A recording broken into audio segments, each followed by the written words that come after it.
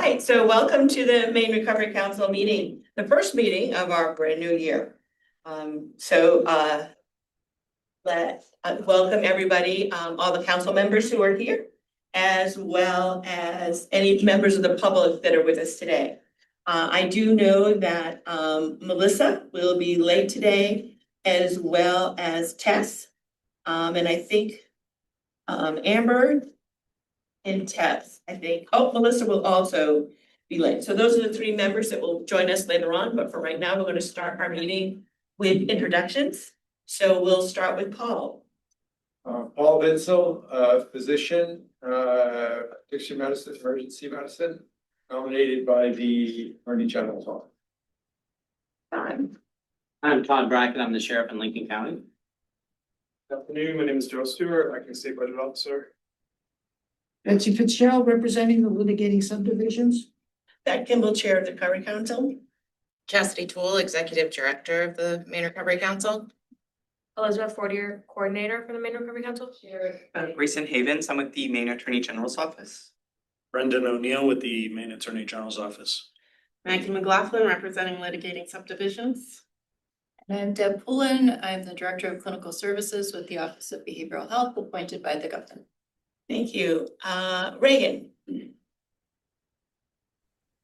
Hello, my name is Reagan LaRochelle. I'm the board chair of the Maine Recovery Access Project, and I hold the harm reduction seat nominated by the Speaker of the House.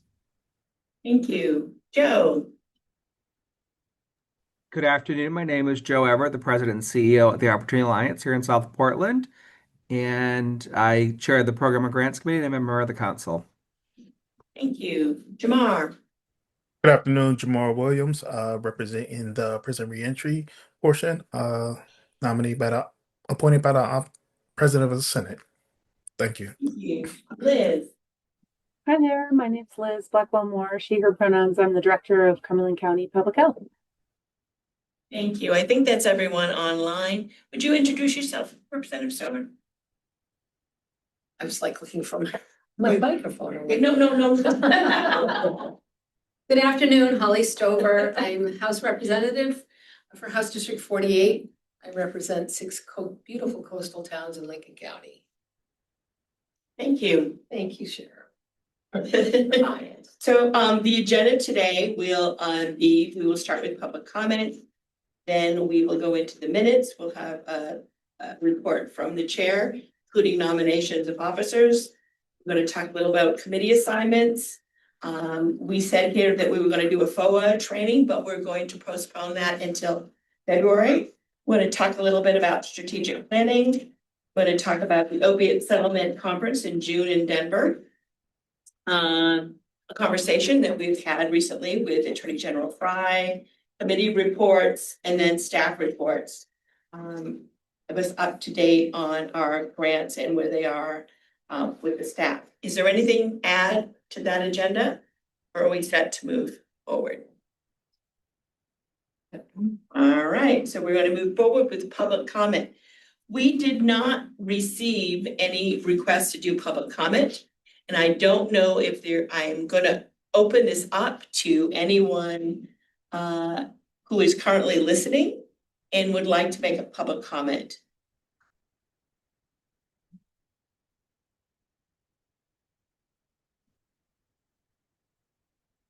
Right. If not, then we will close public comment and move on. All right, thank you very much. So first order of business is the approval of the December meeting minutes. You all should have got a copy of those and had a chance to review. So I'm looking for a discussion and a motion.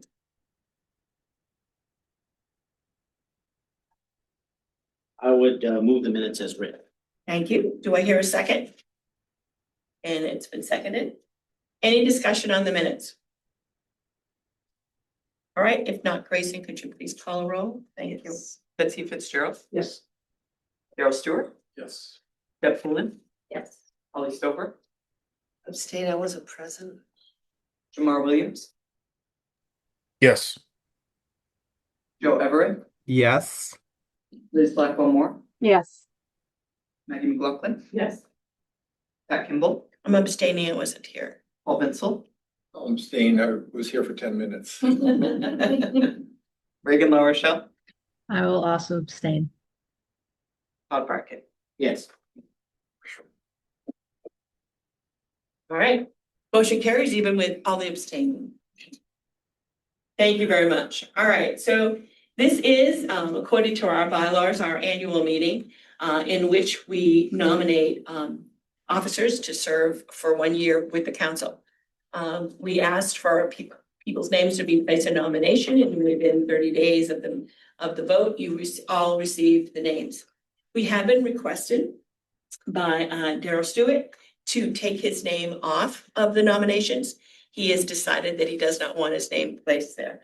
I thank you very much, and we certainly understand that. So the slate of officers will be as written without Daryl's name on there, which is treasurer will be Deb Pullen, secretary is Betsy Fitzgerald, vice chair is Seth Parks, and the chair is Pat Kimball are the names of nomination. I will give any of the people who have been nominated an opportunity to say anything if they wish. They can speak up to 3 minutes if they'd like to share anything other than that. I'd like to, I don't know if it's chair, I don't know where this goes, actually, but I would like to propose that we consider chair, co-chair for committees for a number of reasons. One is just continuity of the information should somebody not be available for a committee meeting. I'm speaking on behalf of the finance committee, but I would also ask other committees to consider that particular format and structure. I'm not sure what else you need, if you need me to come back with a formal proposal, but. So I will share with you that for me, and I want to talk on for me, taking this position as chair, I thank you very much for giving me that honor to do it 1 more year. But this really is a year of transition as I see it. And it's also a year about ensuring that the stability of the council is there. And I'm actually, as chair, going to recommend that every committee have a co-chair for the purpose of transferring of information and making sure that it's there. So within each committee, we are going to discuss having a co-chair. And if it needs a bylaws change, we'll take it to the governance committee. But this way, we'll be able to have some consistency because the majority of the chairs, I think, except you, Deb, will no longer be on the council because they will have termed out. So this way, if all the committees have a co-chair, they'll be able to transition into the next year in a smooth manner, and the work will continue without much interruption. I'm so happy to hear that. Thank you. We discussed this in the governance committee, and Brendan stated that the bylaws don't specifically preclude having co-chairs. It was felt by the governance committee that the MRC would want our recommendations, and by consensus, we felt that we should not elect co-chairs. However, that within the committee, they could work out a co-chair. Correct. So I think it's probably the direction that we're going. And I will say, for me, if I'm voted in as chair, it's really my goal to spend most of the year in transition, being able to look at our vice chair and making sure that information is appropriately passed on, to make sure that we have things in place for the next council. I think we lose six members in November, so because they have termed out. And that doesn't mean we may have other people that resign because of other reasons, but we know that we have 6 that are terming out. So we want to ensure that the council is able to remain function. And on top of that, it is an election year, which means in November, Augusta, we don't know what Augusta is gonna look like. We know that, I believe, please don't quote me, but I believe I'm right, I think, Attorney General Fry also is terming out. So we will have a new governor, a new attorney general, so we want to be able as a council to make sure we have everything in place as we move forward, and that's really my goal as a chair, to be able to do that. To have that smooth transition, so the important work that we do continues. But we'll continue to have those transition discussions, but I don't want to be in October and say, oops, because our terms run out in November.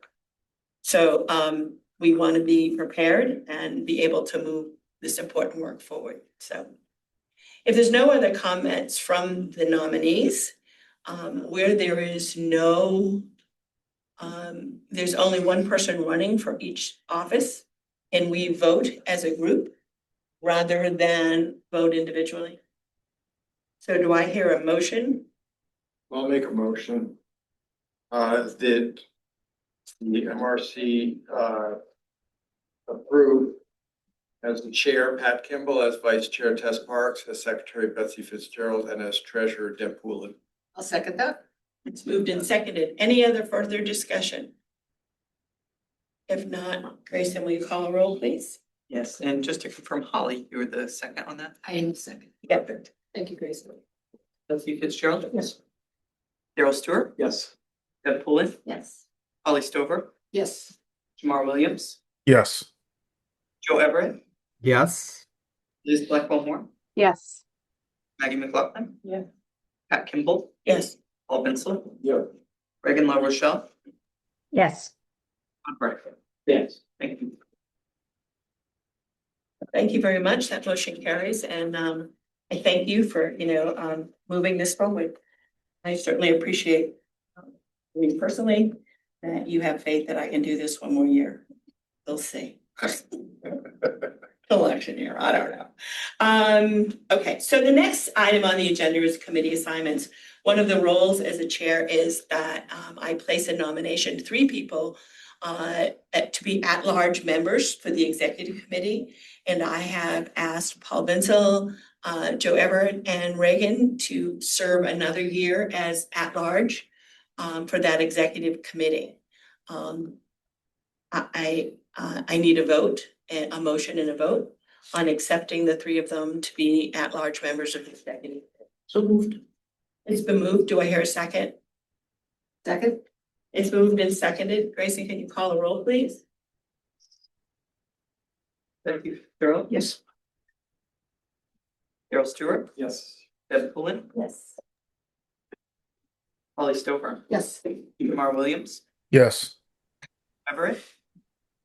I'm not sure if I should abstain, Pat. No, you can vote because there's 3 names on there. Yes. You can say no to yourself and yes. No to me, or abstain from me for my, and yes on everyone else. Liz Blackwell Moore? Yes. Maggie McLaughlin? Yes. Pat Kimball? Yes. Paul Bensel? Yes. Reagan La Rochelle? Yes. Todd Brackett? Yes. Thank you. Thank you. Motion carries. Someone once said to me, what do you mean you vote for yourself? Well, I said to them, well, if I didn't think I could do the job, why would I not vote for myself? Exactly. Why would I even put my name in nomination? So it's okay to vote for yourself.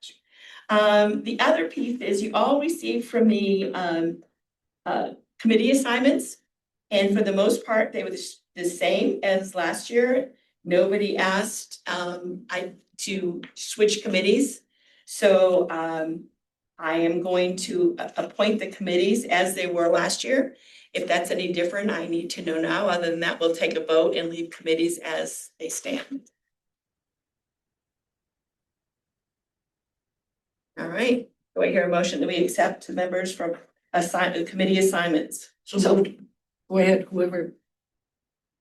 Second. It's been moved and seconded. Any discussion? Grayson, can you call a roll, please? Betsy Fitzgerald? Yes. Daryl Stewart? Yes. Deb Poulin? Yes. Holly Stover? Yes. Jamar Williams? Yes.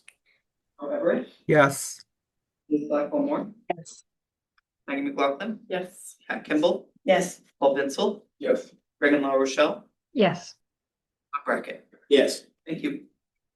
Motion carries. Thank you very much. And I'm hoping that in each committee you discuss the position of a co-chair or vice chair for each of your committees, and we can assure transition goes smoothly. Thank you all for doing that. As we said, the FOA training is going to take place next month. We're not going to do that. We are moving around the strategic planning conversation. Carol Kelly, we had a wonderful conversation with her, and she is not able to be here till 3. So I'm going to move her down the conversation, down the agenda till 3 o'clock. And then, and she has a tight schedule. So at 3, whatever we're talking about, we will put on hold. Allow Carol Kelly to share the conversation with both Tess and I and Chastity this week about the council and moving forward, and her helping us with some of that. I believe she doesn't use the word strategic planning, but we did. So do that. All right. The inaugural opiate settlement conference in June in Denver. I'm gonna let Chastity share that with you, and we will need to discuss that because it's an expense that's along with this. They're pretty big. So June 17th through 19th, they're holding the inaugural opioid settlement conference. I know Mary went to a conference before with administrators in North Carolina, and then several people went to the NASHB thing in Boston.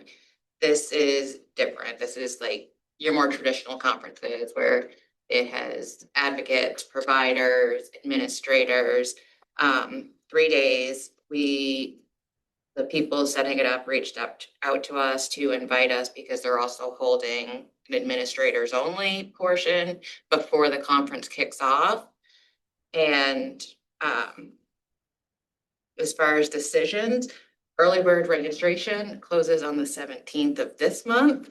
So that's what it is. I didn't send that to you, but looking cost wise, even though we are contractors, I am pretty confident we would still fall under the government price.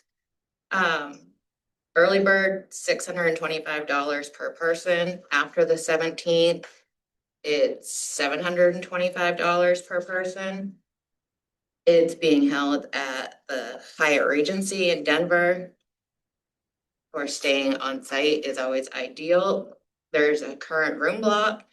The room block rate is $350 a night, 4 nights. Outside of the room block, when I looked, prices ranged $750 to $800. Flights, looking right now, for myself, I'd obviously prefer Bangor for the travel side of it. The Bangor to Denver was average $500. Portland to Denver, $450. And then there are separate considerations in that of just what the travel time to and from and mileage would be for each. Yeah, that's the bulk of it. So when Chastity brought the request to me as chair, I just thought for me, it's invaluable. I know it's costly. I wished it was cheaper. It isn't. But for her to be there amongst the other states and what they're doing with their funding and how they're managing it and the ideas they have. And, we've already been able to, take some of other states and adapt them to our own and share with what we're doing. I also think that it's good because sometimes we get stuck and we think we're not going anywhere. She may go there and find, whoa, we're way ahead of people. And, you get to feeling a little bit better about, the work. We're doing good work, but sometimes we think we get stuck in the mud and we're not going fast enough. But if she finds out, well, maybe we are. So I just think those relationships it's worth the investment. I can approve as a chair up to $5,000, but I really would like a vote on sending Chastity to this conference from all of you because it is a chunk of change. What is the per person cost? $625. 625? The register, yeah. Or you mean total per person cost? Without the travel to and from, like the airport or food. Early bird and room block, roughly $3,000. Outside of early bird and room block, we're like 5,000.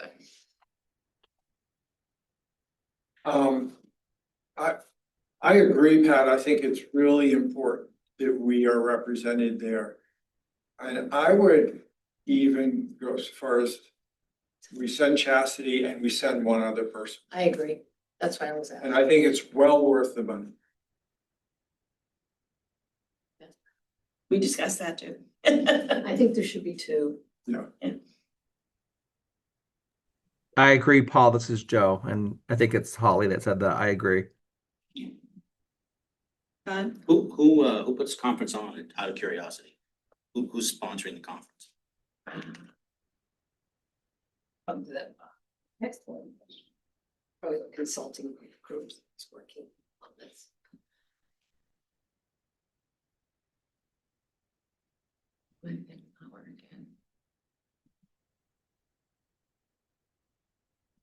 It's not the national. That's okay, it's not, I'm just curious more than anything. More like a consortium type thing. Your altitude medicine. Looks like Stedman Group, maybe? That really beautiful. So I'm looking for a vote that the committee approve of up to 2 people attending the conference in June, in the national conference in Denver. I don't know, do you want to cap it? Dollar amount? Yeah, No, I think we're gonna it is what it is. Okay. We're sending them, but. So I would, so moved. So it's the motion's been made by Representative Stover that we approve for 2 members of the council, or 2 people from representing the council, attend the conference in Denver in June. And all expenses will be paid by the council. I'll second that. And it's been seconded. Any further discussion? I have something I want. There's no one here from the Attorney General's office, but I'm just wondering from. Oh, Except for the attorney. 2 people. Just private. So, well, I'm just leaving the administrative side, but I just wonder if it's worth it for them to look, because they have some settlement funds. For them to look within their own budget and perhaps they want to send someone. Because. Back to what Pat said previously, there's gonna be a whole new set of faces all over state government. Come next year, and there's got to be, I think it would be great. And the council, and for whatever's gonna happen next, that if we have some continuity between the AG's office and the council. My apologies to you. I We wasn't meaning can, like we that. as a council, we can make that recommendation to the Attorney General.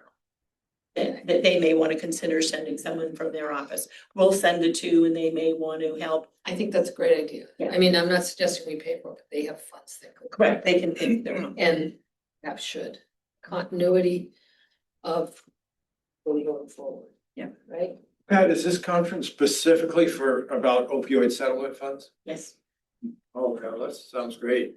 Sounds great. Yeah, I just think it's invaluable. Is it, sometimes conferences are for like targeted at sort of state level entities like the council, is that what this is? It's across the board, so people who could be receiving funds, people advocating for funds. The beginning portion for us would be like for. I ask because there's also 39 subdivisions in Maine, but Yeah, we can send that link out to yeah. all of them. Also for what it's worth, I believe Tess is going in her role and as her day job, so Yeah. there will be someone from the Wow, that's council really- there as well. So we'll have at least 3 from the Send council. vendors. Hmm? Take your altitude medicine and. That's right, it's Denver. All right, we have a motion that's been moved and seconded. If there's no further discussion on the motion to send at least 2 people to represent the council to the Denver June conference and paying all their expenses for that conference. If no other discussion, I'll hear a vote. Grayson? Trustee Fitzgerald, Yes. Daryl Stewart, Yes. Deb Pullen, Yes. Holly Stover, Yes. Jamar Williams, Yes. Joe Everett, Yes. Liz Blackwell Moore, Yes. Matthew McLaughlin, Yes. Pat Kimball, Yes. Paul Vincil, Yes. Reagan LaRochelle, Yes. Todd Brackett. Yes. Thank you. Motion carries. Thank you very much. Yeah. So this is an operational comment. It had nothing to do with whether or not you go. I'm just thinking about things like you had asked whether or not we would cap.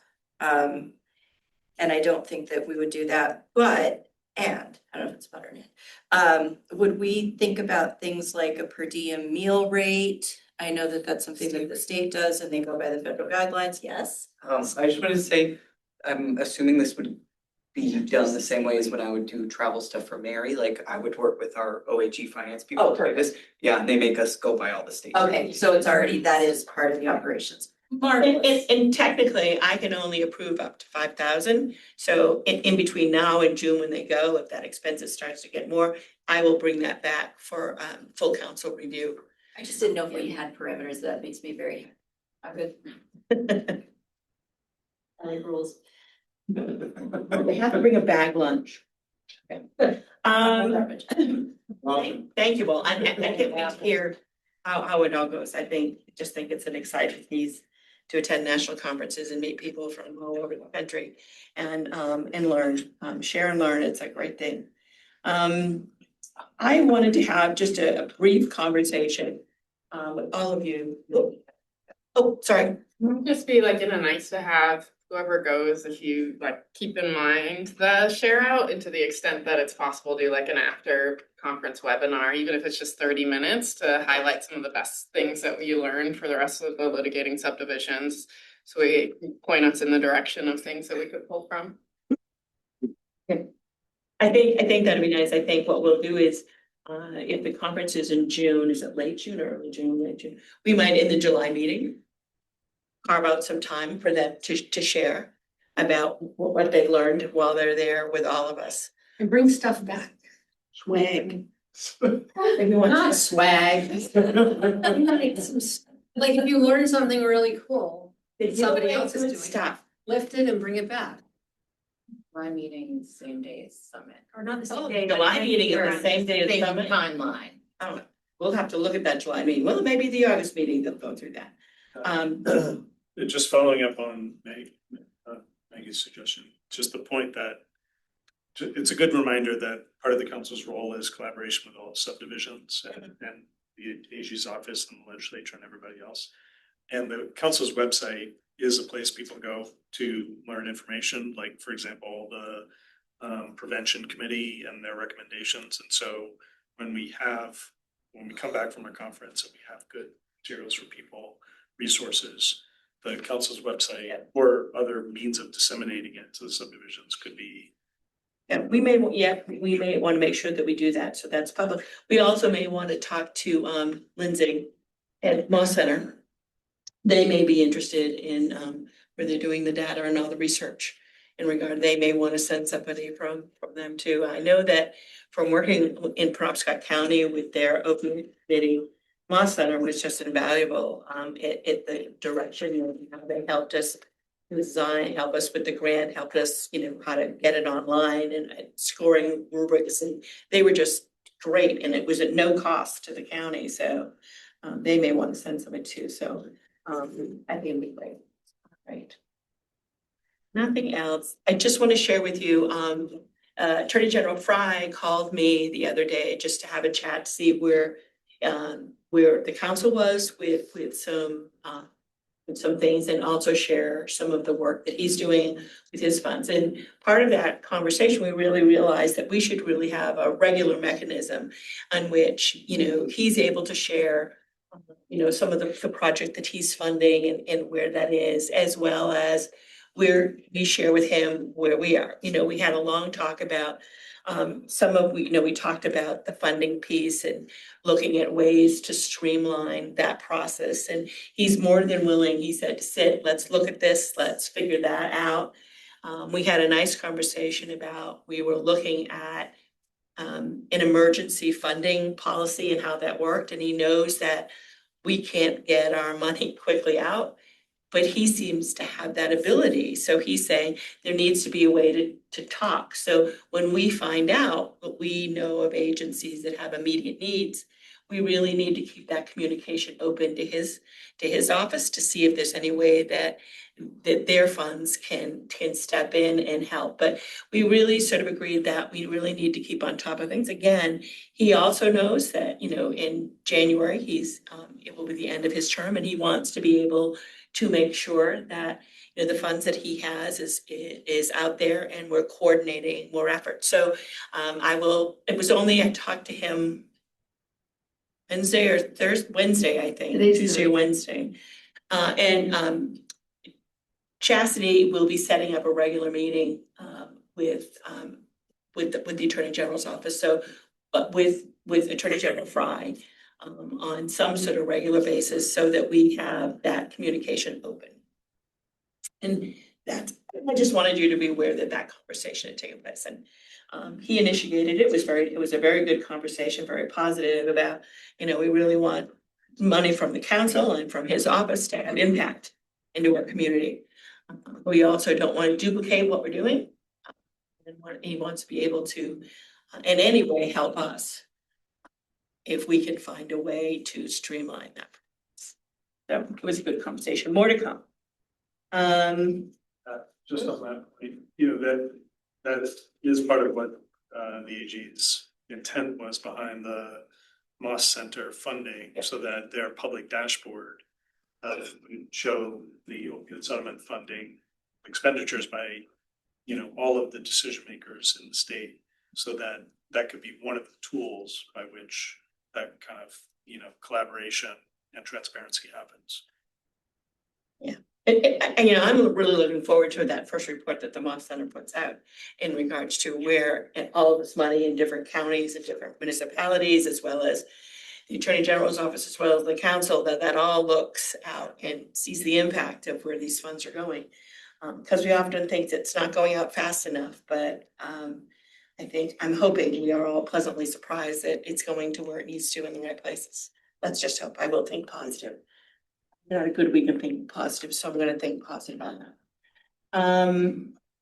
Okay, if there's no other questions about my conversation with Attorney General Fry, I will move on to, before I forget, Chastity pointed out in your handouts, there are charts on who is getting off, who is appointed by whom, and who will be terming out. And there's some other information, valuable information about contracts. She'll go over that on her report. But there's just some really good things in the packet that I hope you have a chance to go over. With that said, I am going to move on to committee reports. And we're going to start with finance with Deb. All right, so in our last finance committee meeting, we reviewed the month of October and the month of November. There was really minimal accounting activity. For the most part, we stayed about the same with our balance between October and November. Our ending balance in October was 30,500,000 rounded number. And in November, it was 30,604,000. So really, again, not much activity. There was only one contract paid out. We are continuing to work on what I am now choosing to call an operational budget, an operating budget, which will account for not just what we have in our balance, but also what we have obligated for funds, what we have for available funds, and also starting to think about things like those line items such as travel, such as having facilitators for meetings, miscellaneous and otherwise. We just haven't broken our fund down in that way. We also have staff, and so we're going to need to project out the cost for staff. So that's just sort of a high level sense of what I mean by an operating budget. In addition to that, we did continue our conversation around emergency funding and or smaller asks that aren't in the several $1,000s category, but might come in at less than $5,000. That this hypothetical. But really, how do we create a mechanism to get money out of the door faster? We did talk about having a third party fiduciary sort of agent. We need more conversation about that, and if we decide to go that route or think that that's a good route, we would bring it back to the larger council as a formal proposal for consideration and voting. Just looking to see if there's any, those were really the highlights. Yeah, those are the highlights for the finance committee. Thank you. Any questions? Questions for Deb? I get excited easy. I'm retired. I just love the idea of an operating budget. I think we've been asking for this and sort of like, again, we have to be able to cover our own expenses before we can send money out. Once we know what the cost is to the operation of the council, we know how much money we have out there that we can put back into the community to have an impact. But again, we have to be able to pay our own bills. So we never really had that in writing. We just knew there was money there. This way is an actual annual budget that we know that, our expenses that are there. When things come up like conferences, we know that that's in a budget.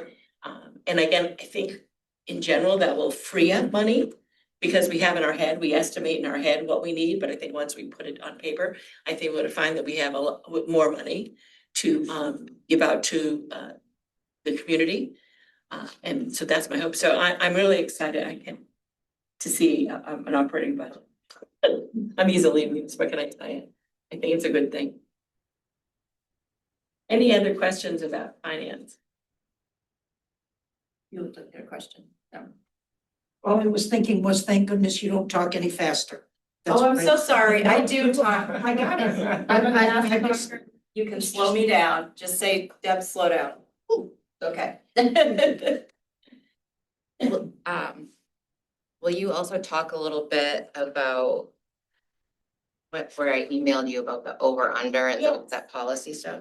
Yes, thank you. We did also have a conversation about, on a larger scale, contract management as it relates to the finance aspect of contract management. So you've got the performance in terms of what we're funding, but then how is the money actually being used? And we're starting to get reports back, and Elizabeth did this beautiful spreadsheet that showed that for the most part, our awardees are they're following their plan for spending, and it's right where it needs to be. However, we are seeing that there are some underspends, which seem to have pretty legitimate reasons, such as not being able to get construction done in the projected timeframe or otherwise, all very reasonable. And we had some, I'm gonna slow down, and we had some overspends. And just really wanting to make sure that we understand the overspend and wanting to work with our awardees to ensure that they're not gonna find themselves at a financial cliff and worry about sustainability, and then they're gonna be in need of emergency funding.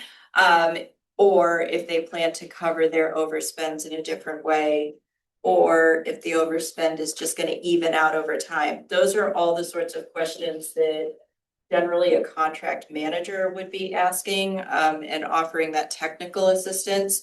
So I think, so the committee really discussed, we believe in our mind that our contract management vendor would be part of those conversations with our awardees.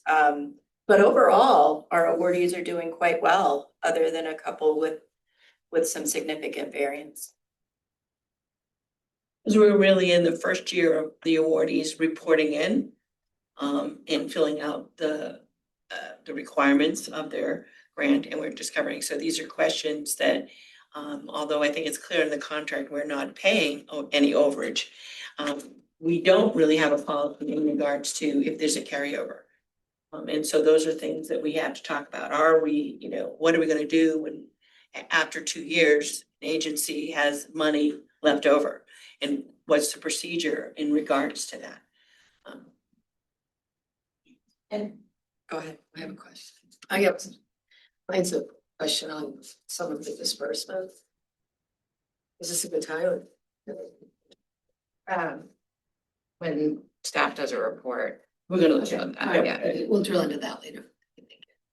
And I don't know, because I came in after the awards were granted, but it occurred to me, I don't know if you determined that the grant allocations are one-time grant allocations and they have it, or if after the term of the contract, if there are unspent funds, if we would expect them to come back. I don't know if those are decisions that were ever made, but those are really important decisions to be made if they haven't been. I don't think we've had those decisions, so, Okay. so again, those are important decisions to have. I think, I have a vague recollection that the contract language says return any unspent funds. That's how our state contracts usually. Well, it may be in there, yeah. Yeah, ours are, the council's contracts are based on the state, so. That- Probably it's in that. It's probably in there, and then the process for that is responsible. Maybe in the same landscape, one thing I don't think we clarified, if I'm remembering our past conversations, was our no cost extension approach. What's the deadline for asking for a no cost extension and how many we would extend it for? Did we end up clarifying that? We don't have that. So maybe like make that an action for the programming, maybe to tighten up. I think those are sort of policy choices for the council, yeah. So like in the situation you described where somebody had late construction that was out of their control, anybody built anything lately? Yeah. You think you have a contractor and you don't. Yeah. And those are things that we have to, again, we hope that with our grantees, they're able to communicate those with us and then we can do decision making on that, but things happen. That's great, that's right, and some of it is just operational decision making and. Yes, it's multifactorial. But you raise a good point that I don't know that there's a mechanism in play, like even if the contract says any unspent funds, return it, I don't know that there's like any sort of automated mechanism to say, on this date, here's how much was left unspent, and we should then reach out and have those conversations. Exactly right, okay, thank you. And I listen. Where would those discussions happen to solidify those? I think because they're financial, I think I would place them first. Maybe with finance and they may end up, I don't know, governance sort of does policy or whatever. But I think that conversation really needs to come from finance because it is about money. And so I think that's the expertise we're sort of looking at from there. Yeah. Can I just add that the grants program and grants committee spent most of the meeting talking about this. So I'm prepared to report out on that just to not get the cart ahead of the horse. Oh, good. All right. Well, we will wait on that. And anything else on the finance committee? Nothing. Oh, I see. Okay. If there's no more questions. I just wanted to add a couple things that Deb hit on.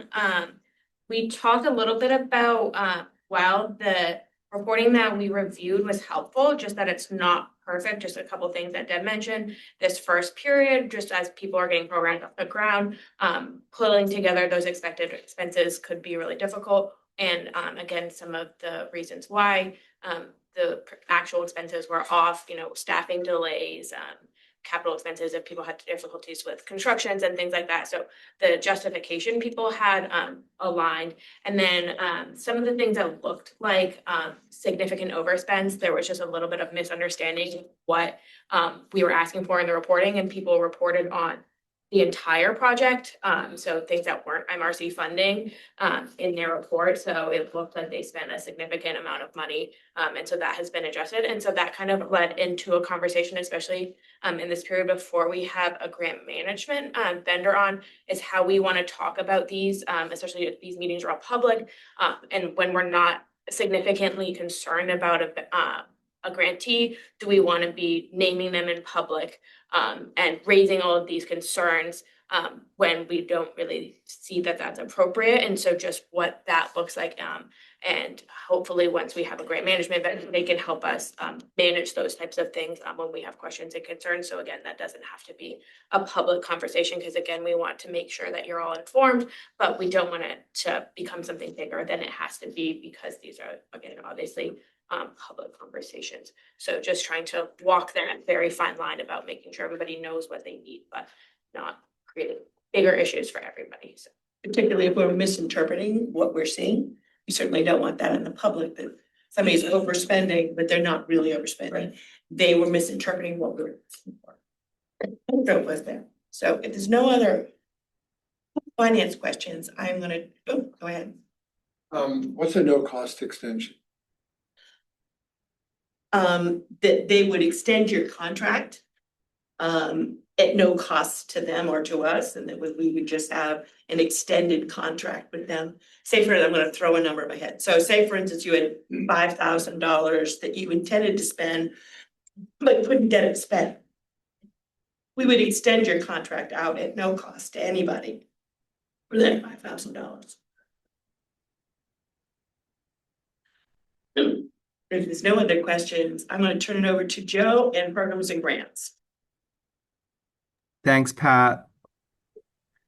So, not to sort of recap what we've already talked about, but at the Program and Grants Committee on December 16th, we spent a fair amount of time talking about no-cost extensions.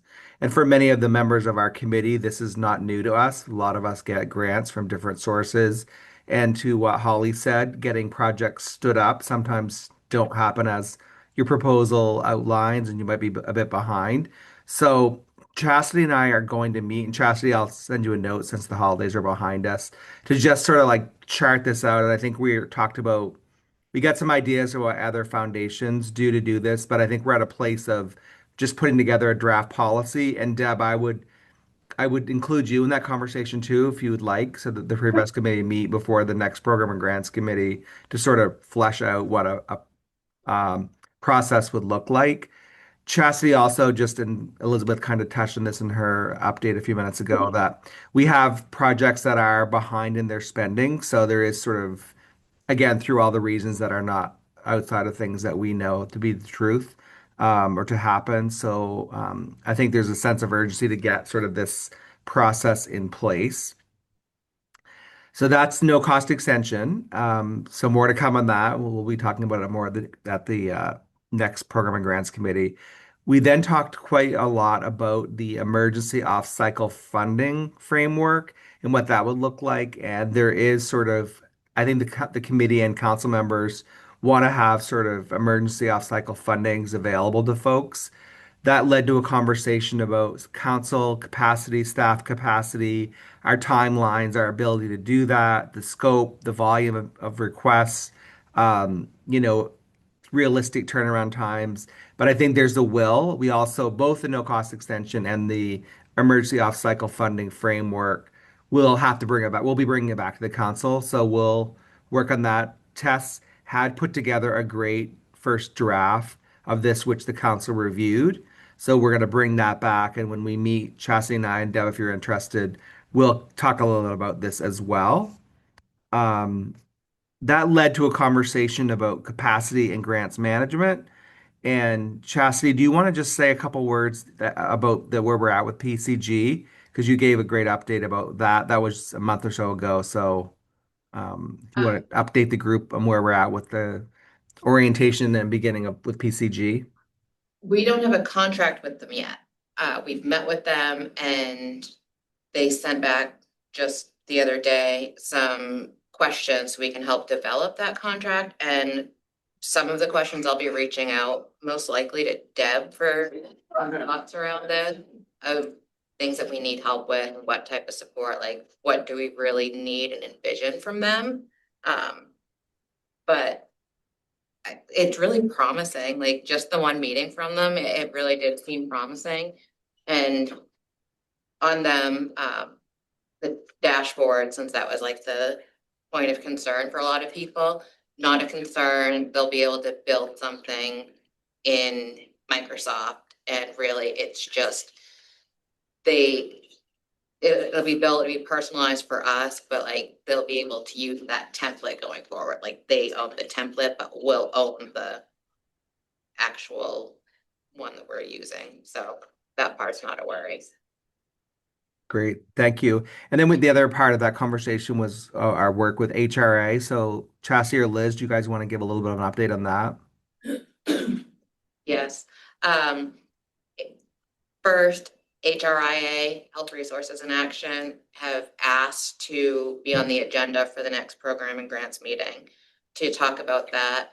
So they're doing, now that the holidays are done, interviews with 10 people, and it's like, it's a varied group. So there's several council members, people who applied in the last grant RFP, grant application cycle, people who are awarded, and then people that have experience as being grant makers to know like what worked, what didn't, what do we gotta fix.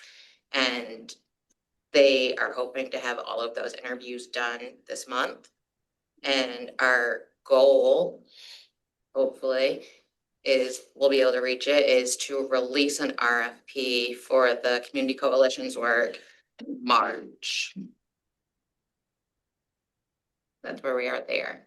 You're taking all of our up, like. Oh, sorry, Chastity. I know. It's so hard. Now. She'll have nothing to say when it gets her turn. Well, that's how it rolls. It's okay.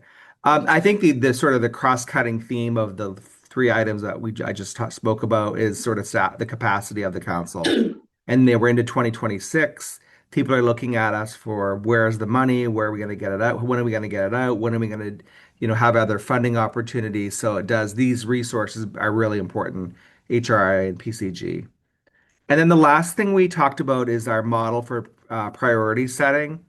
And earlier in the fall, we had talked about the various community needs assessments that are completed in Maine, and there's a ton of information available. And we also realize that that's a lot of work with our limited resources. So, as mentioned earlier, the Moss Center is doing a lot of our work. So, I think at the next council meeting, we may come back with a suggestion around community needs assessment, data collection, priority setting, and how possibly the Moss Center could help with that. And that was sort of the scope of our meeting. Excellent. Questions? I just have a comment, and I hate saying this because I know like we move slow anyways, but it feels like we just made the next program and grants meeting have way too many things that aren't attainable to accomplish in an hour-long meeting. Love that, Chastity. What are you talking about? Yeah, so should just to lower expectations a little bit. And we all like to talk and, go back and forth on things a lot, so let's be realistic a little. So I trust that Joe and Chastity will get together and find a reasonable agenda that can be done in an hour. Yes, That will be sent to the next meeting. we will, and we welcome any council member who would like to join us. Our next meeting is the 27th of this month, and we will be talking about some of those or all of the things that I referenced. And I think that just the will of the council is to sort of get some guidance and process around the no cost extension and emergency off cycle grants. So Chastity, I'll send you a note and I'll include you, Deb, as well in the event you're available. And we'll work on that before the next meeting. And yes, Chastity, we'll establish realistic expectations. Any other questions or comments regarding movements? If not, Joe, thank you very much, and I'll turn it over to governance, which is Paul. Thank you. And while I'm doing this, if you can think, I have to make an agenda for our governance committee meeting on January 23rd. And right now I have selection of co-chair, but that's all I have under it. So if you can think of other things that we need to do in the governance committee, I'd appreciate it. So initially, our governance committee meeting was December 5th. This was actually the November meeting. But we didn't want to have it the day after Thanksgiving, so we moved it to December 5. And we discussed the nominees who had been for officers for the MRC. We discussed having co-treasurers, and we've already talked about that. We talked about what to do in November when some of the officers may be termed out. And we decided that, for instance, if the MRC chair and they are termed out, then the co-chair would assume responsibilities until the next MRC elections. And if the secretary is termed out, then MRC would likely select an interim secretary, which could be the co-chair. So I think that's a great idea. Yeah. We talked about public meetings.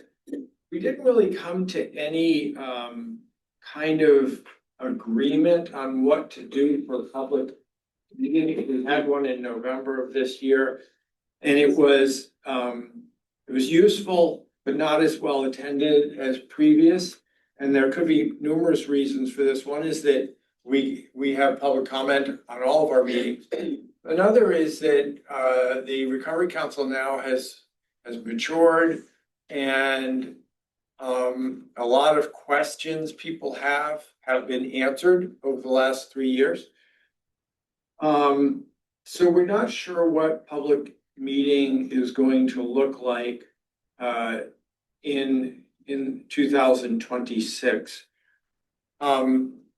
The bylaws state that we need to have public comment. And public needs to be able to comment on us, but we do that every meeting. So whether we have another just dedicated public meeting or not, we're not sure. Chastity pointed out something interesting, that one of the states that she's talked to have what they call coffee with the council on Zoom, where the public can ask questions and have dialogue with the council members during that time. We thought that was interesting because we don't really have a way of doing that. Then we talked again about the emergency funding, and it looks like programming grants is on that. So we will, Joe, we just want to support programs and grants in the emergency funding situation, and whatever we can do to support you in that is what we would like, okay? Thank you. Thank you, Paul. The next meeting we're gonna have is January 23rd at 11 a.m. on Zoom. And I need an agenda for that. One will be selection of a co-chair. I think we should probably follow up on the emergency funding. It looks like all three are going to, all three committees are working on that. So we'll just follow up to see if there's anything else we can add to that. Does that make sense?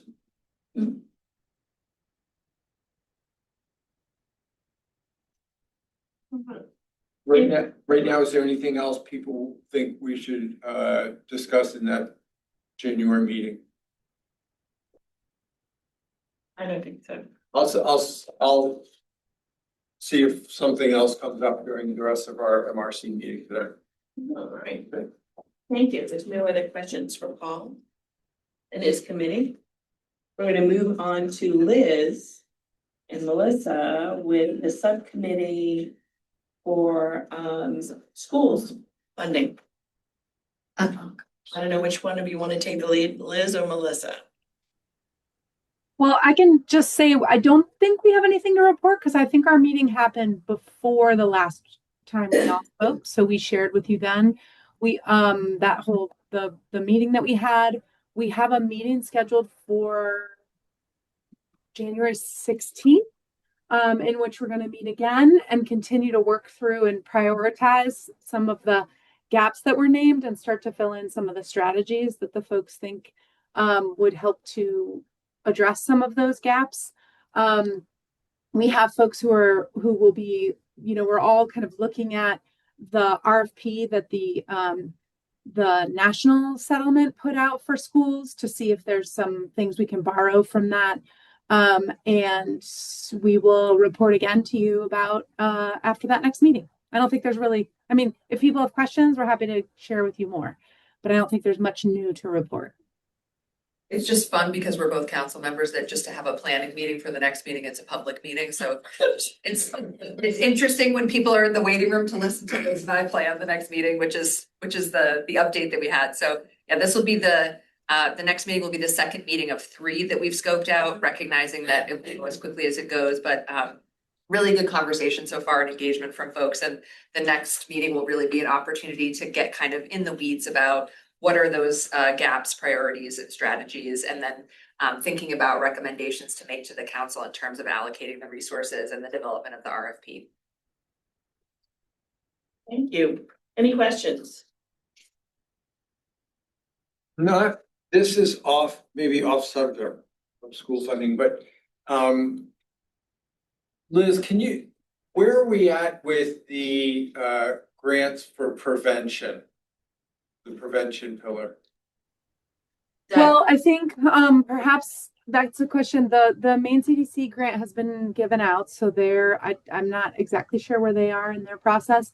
The Health Resources and Action Grant, they're working on that RFP. I think we do have to consider and think about how are we going to match that RFP for because I think our idea was to match the RFP that they create for the coalition work to also do a similar RFP that includes, or we can, have it be a separate, it can be this, I think we have to figure that out, how to do the 2-generation work RFP.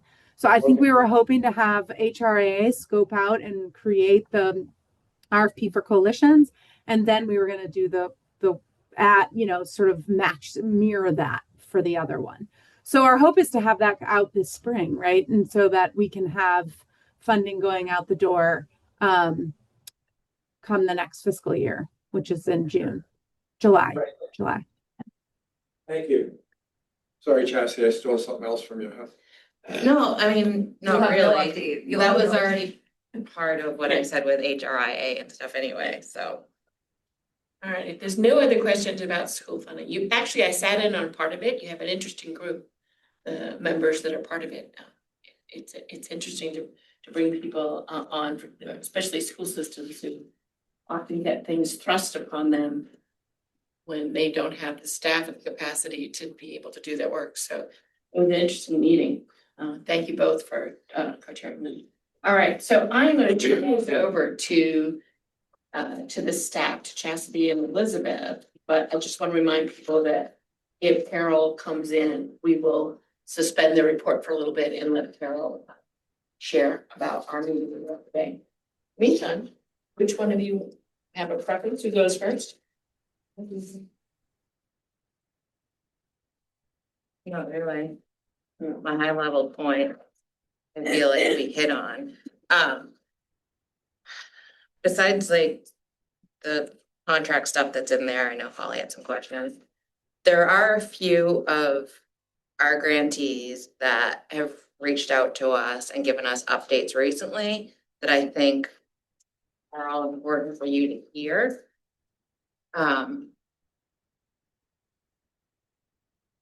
So I guess before I do that, where do people land on that question of how do you want to talk about specific stuff?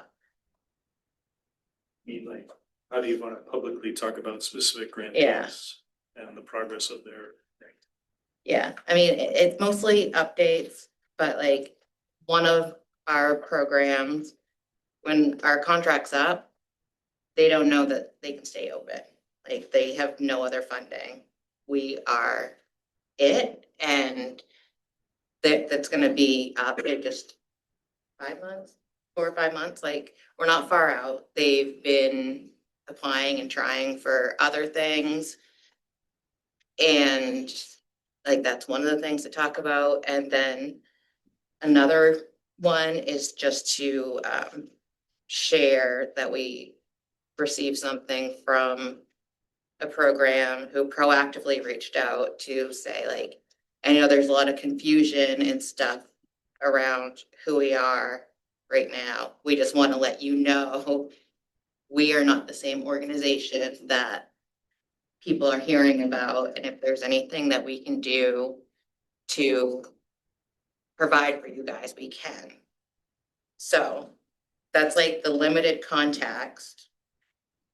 And so how do you want to proceed talking about those things publicly?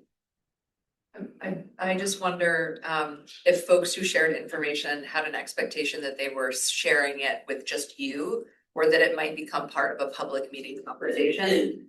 The second opportunity feels more challenging to do the thing that I was gonna recommend, which was, is there a way to talk broadly about the challenge without naming the entity? No. And the second one, I feel like you guys have all read it, right? I feel like that was shared with us with the expectation to share it. So the full council knows. Um, Maybe this is probably a question for Brendan, but if you have information that you feel that council needs to know and it needs to be specific regarding a contract that we have in place, would that not qualify for an exemption on, can we go into executive session?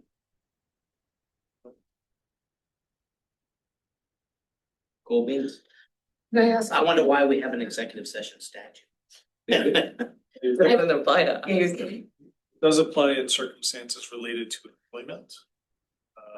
But not in the context of grant making or. It's interesting because I don't disagree with you. And probably we're doing it wrong and have been for years at the county level. I'll use the jail authority as an example. We have our own council. And we have a number of contracts with other counties for housing inmates. And their contract, they're real property. You know what I mean? And there's cash exchange as a result of that and the management of that. And if there are issues that arise around the contract, we've never had an issue going into executive session to discuss the contract specifically. Obviously, we can't make any decisions in executive session. That all has to be public.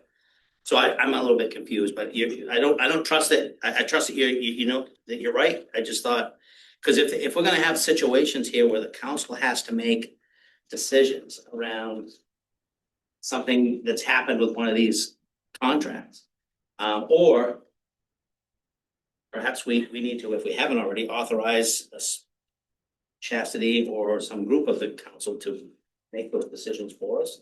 They need to be made. How do we do that if we can't?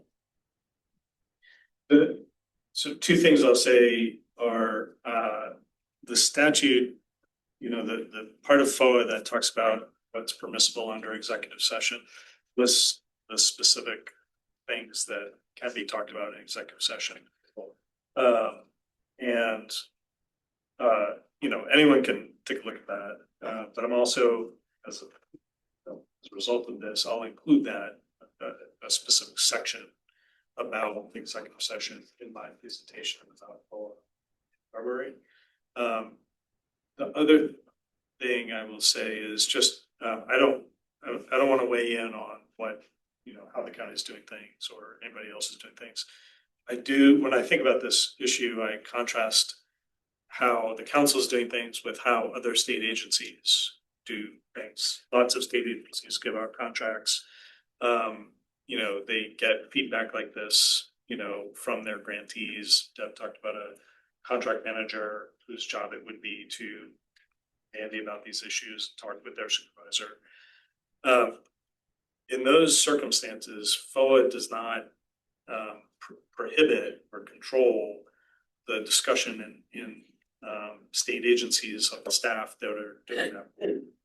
Council, however, is explicitly controlled by FOA, and there's no exception for anything that the council does from that kind of public discussion. So, in the AG's office or in DHHS, the staff can have conversations about things that aren't required to, those conversations aren't required to be public. Here, that's just not the case. The FOA is applied differently in this case. And I'll certainly be detailed about that in February. Well, that's fine. That'll be helpful. I was just curious. Yeah, I think it is something, again, I think in these two cases that Chastity's referring to, I know them both. So I'm thinking one was doing it because they've been in the press lately, and so they're trying to get it out there so that you understand that the funding we gave them was not part of what was being reported. And the other one, again, I think is a reality, is that we awarded this agency money for 2 years and they won't be able to survive by July. And I don't think they mind that going public. I don't think in either one of these cases that they would mind unless Chastity. No, I don't either, Yeah. but I'll just say, like, you know, just to use them as an example, you know, the situation of an entity that makes a statement about who they are, what they're doing. To the extent they make a public statement and they make it publicly available, like a letter to the editor or on their website, you know, that I think is, you can talk about that publicly because they have. You know, to Melissa's point, you know, to the extent that we have other issues that are sort of like, here's a problem. You know, to the extent we can use it as like some case scenarios of like, here's a situation our grantee is running into, we'd like council feedback. We don't need to identify the grantee, but here's the scenario and we'd like, you know, the council should probably have common ways of handling situations. You know. Kind of in line with that second point that Brendan was saying, I think for us, and I'm not speaking for the group, but I think if it can be structured around what kind of guidance you're looking for. So I don't think we need per se general updates, or those could be shared on an email or something that's still followable. But it would be, if it's a sensitive conversation, would only want to have it if it's something that you would need. You want to let us know you're leaning towards this direction. You want to hear if we think that's the wrong direction or the right direction. But framing it around kind of a feedback point as opposed to general updates, I think is the most helpful structure. okay. I think that how Deb handled it in finance worked well. She de-identified the organization, but just sort of reviewed where people were and what the comments were, and were able to have a general conversation without pinpointing a particular agency. But I think in the case of the two agencies, they would like you to be aware of, I don't think in either case. I mean, I'm gonna go to the first one because this feels like it has a timeline for you, and it goes along with what Deb was reporting on, that we need policies for, like when people run out of money back to us, like what are we gonna do? Recovery Wellness Institute was the first project that council funded, paid for their building to open this center under the premise of it was the last county that didn't have a center, recovery center.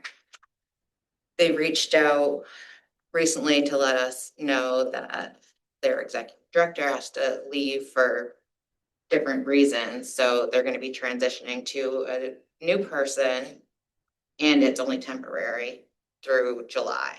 So we reached out to inquire, like, is this because you're coming back, or are you not going to be able to stay open? Like, what's that timeline? And past July, once our contract is done, they don't know how they stay open. They said if they slim down, they may be able to do a month or so. I don't even honestly know how they slim down with the limited resources they have. And you all have heard from them multiple times. I think sharing this is more like, how do you want us to continue to proceed with them, of telling them like the council doesn't have a process? We don't know, because I mean, that's where we're at and it doesn't feel good. It's not helping any of us. And speed up the process of how we want to do things. So that's more general updates, and how do you all want to proceed on this? Like, what's the message? In the instance of the first, not the second I want to talk about the first. Do they have a transition plan?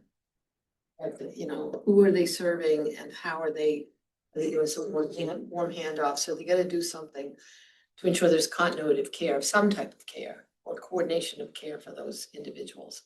So they're just not closed. Like that would be like that. Honestly, I don't know. I think that's what they're still trying to figure out, it was just. They're was it funded till just like July. recently when So- they found out about that, like they just found out they didn't get the state contract for the recovery centers, so like. This is new and a small window. So we can reach out with them, Representative Stover, with questions like that.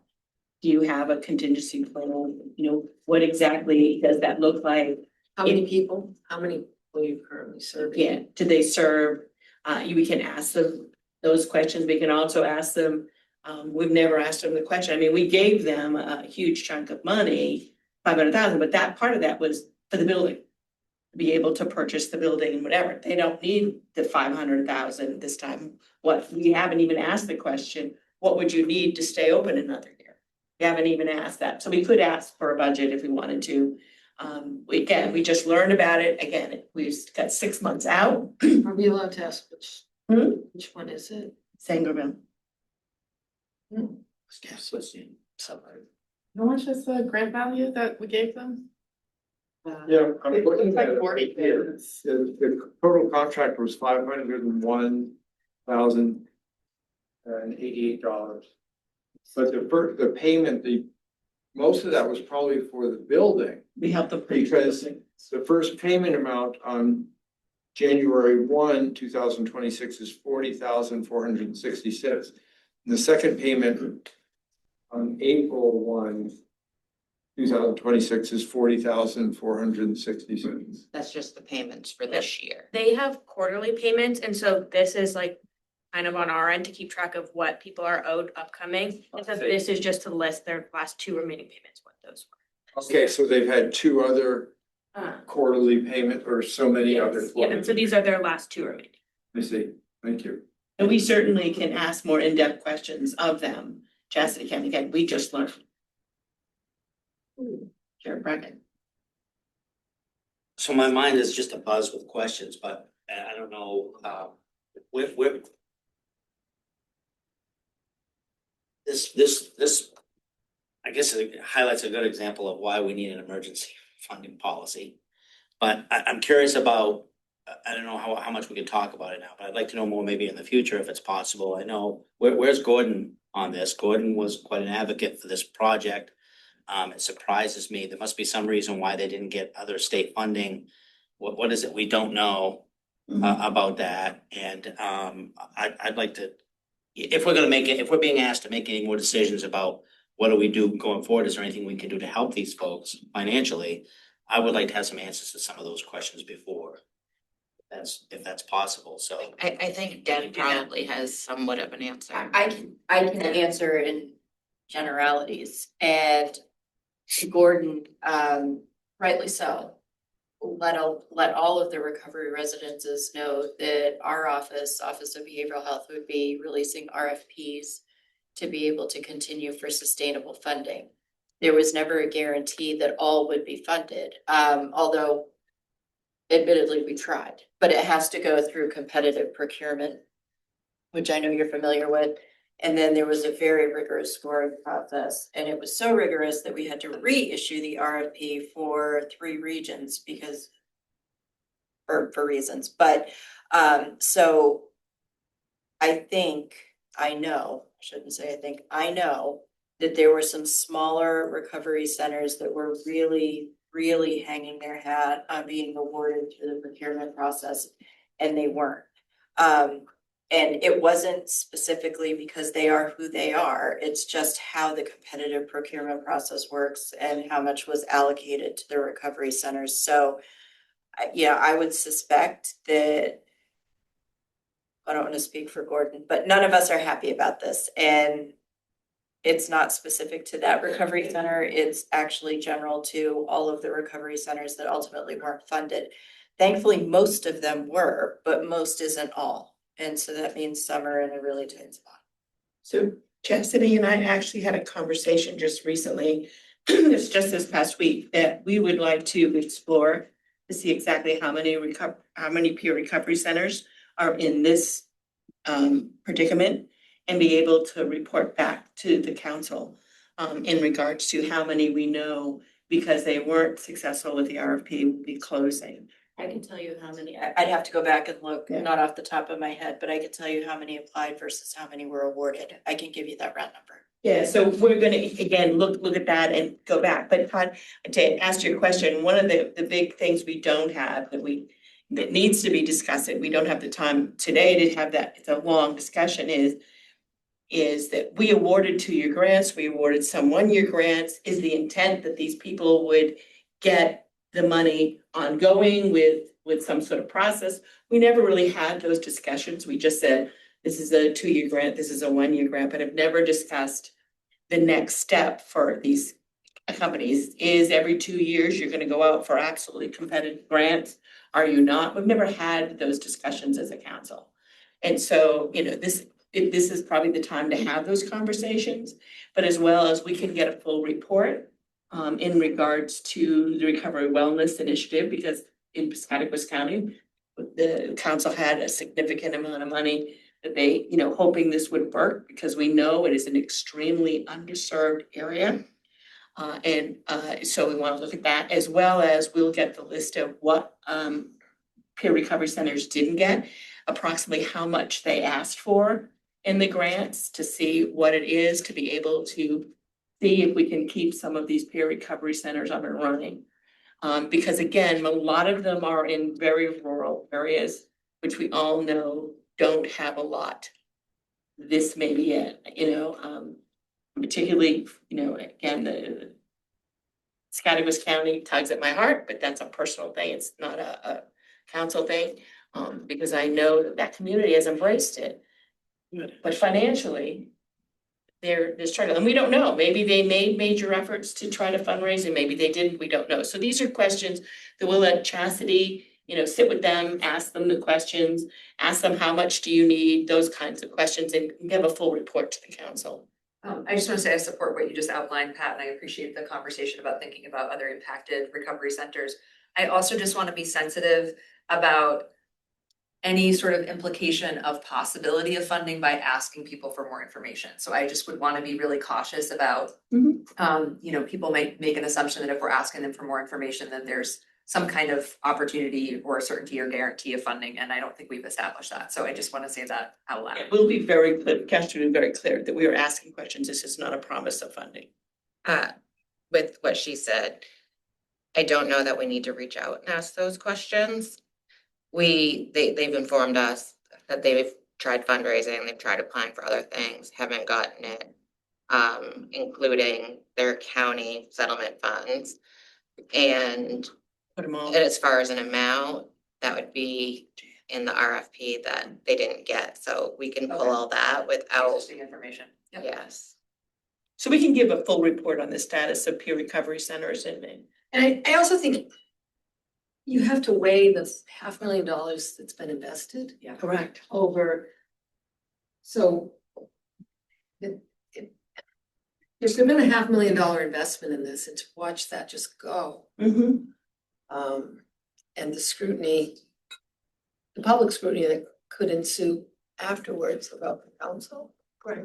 But yeah, $500,000 out there and now you have nothing versus, well, if we had an opportunity to have 6 more months, 9 more months, and if we had I'm just talking out loud, I'm not saying this is what we do. Yeah. If I had 6 more months or I had 9 more months and you let me contract with a development person, there are plenty of them out there that do this professionally every single day.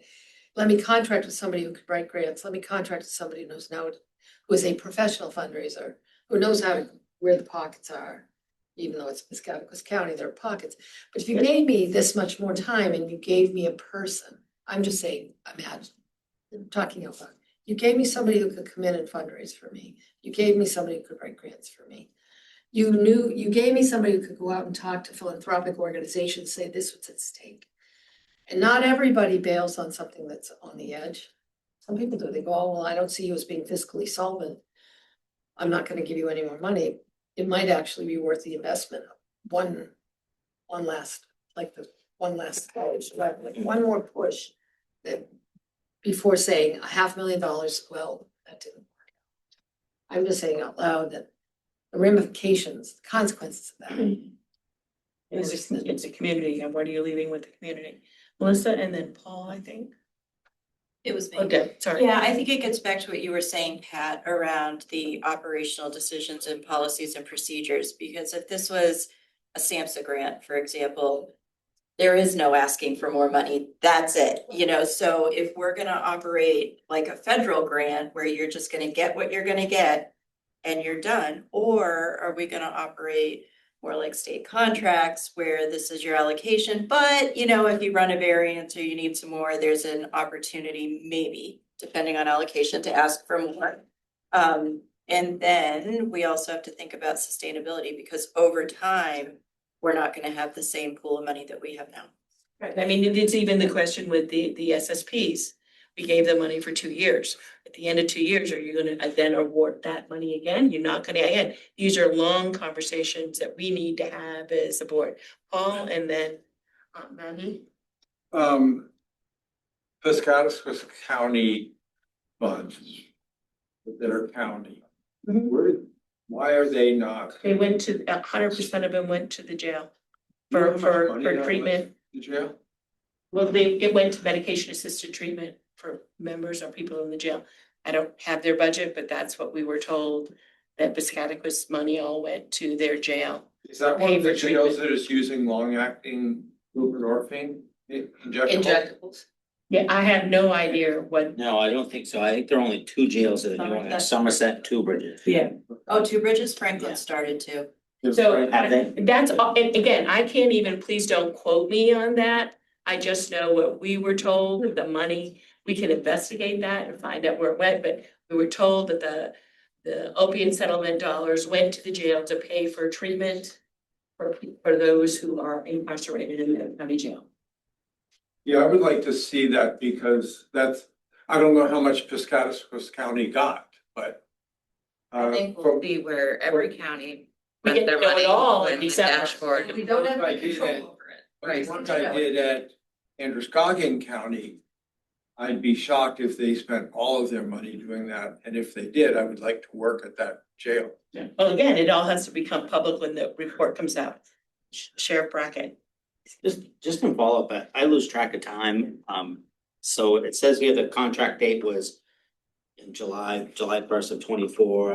When did I can't remember when the first money went out. It was probably in December. Was in June. It was in a November or December meeting, that first round that didn't require RFPs, that we just chose from each of the categories how to give our money. And they were out of that first group. So it went out in and around December of 24. So. No, that was the decision. The money and the contracting happened in the springtime.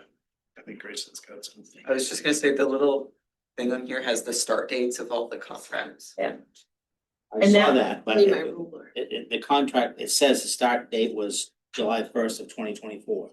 Right, so that's when They their had money in contract the bank started. that day. They had money that day. They have, Would have been the first payment date, which is a little further to the right. Oh, so this is a little, I can find it, cause you guys. they had a lump sum to help pay for They the didn't- building. they I didn't- think they preceded my memory is they preceded like the council's competitive grant process. Yeah. Where I'm going with this is not, it's just, I'm just trying to wrap my head around this. So I agree with everything that's been said. As far as Deb outlined it very well, you know, as what do we do? I envision it as a 2-year funding ongoing, but at the same time, here's a project that it's barely had a chance to get started. And it is gonna have to apparently close up maybe, right? And so that's why I think we need to have that discussion and try to figure that out. It just seems like they've hardly had a chance to get started. And I don't doubt that they've tried No doubt. to find some funding, but geez, it seems a shame that if there's nothing that we can do to try to at least have the discussion and have a plan in place, not specific to them, but other folks that will be in their Correct. situation. Correct. And I think this was to me, it was a unique situation. And as a council member, I guess I don't know how else to say it, it breaks my heart to think that we went out of the way to try to get this started in the part of the state that really needed it, you know what I mean? And then, gee whiz, barely a year in there, you know, and I never had the expectation as a council member, I'm just gonna fund it forever, that's not what I'm saying, but. This would be the off-cycle opportunity that we Yeah. don't have yet. Right. So, you know, if we had this off-cycle opportunity to just approach and ask for more, if the council agrees that that's what we want to do and that we would do that, and it sounds like we do. Because I think if I remember right, and again, I'm old, so I forget things. They didn't apply to the round of the grant because they already were receiving money and they thought that wasn't fair. God love them, they didn't apply because they thought they had the funding. So I think if I'm not mistaken, that's what happened. Maggie and then Tess. I think it would be, the like risks, I totally agree with everything that's said, and I think there's unique circumstances that we can build out outside of this. It says if there's like an existing sunk cost that's pretty significant, then we treat that under a certain scenario that could allow us to break away from the others for this. But I think it would be helpful if the finance committee could run for SSPs and recovery centers, which we know generally are not sustainable largely. If we could just run a scenario, if we start operating support to them on more of a 2 or 3 year timeline, what does a collective bucket out look like to them in terms of our finances for the projections?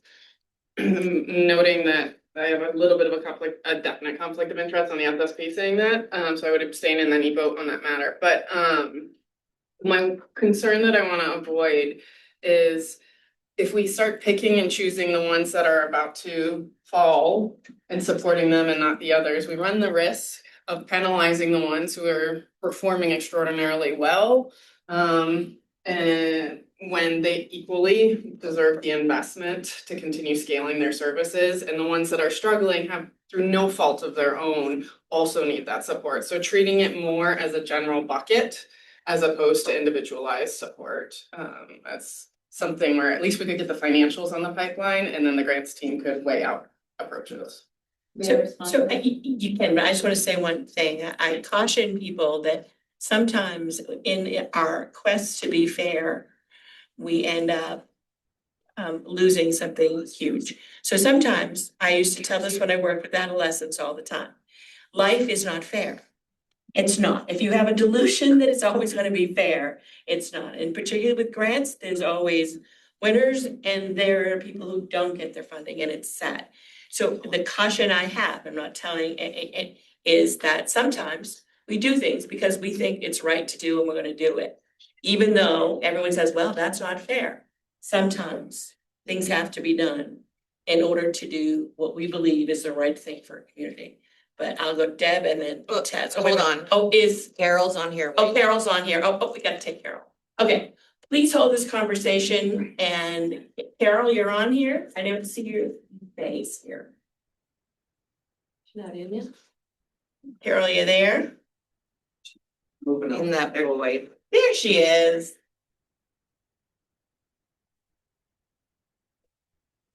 So, hey Carol, so to refresh the council's mind, we talked about having some sort of a retreat or something that we really get together and sort of look at directions we're going at, timelines, look at how we operate as a system, those kinds of things. And we talked about hiring a professional facilitator to walk us through some of our areas of concern, so we have a better grasp on operations and where we're going.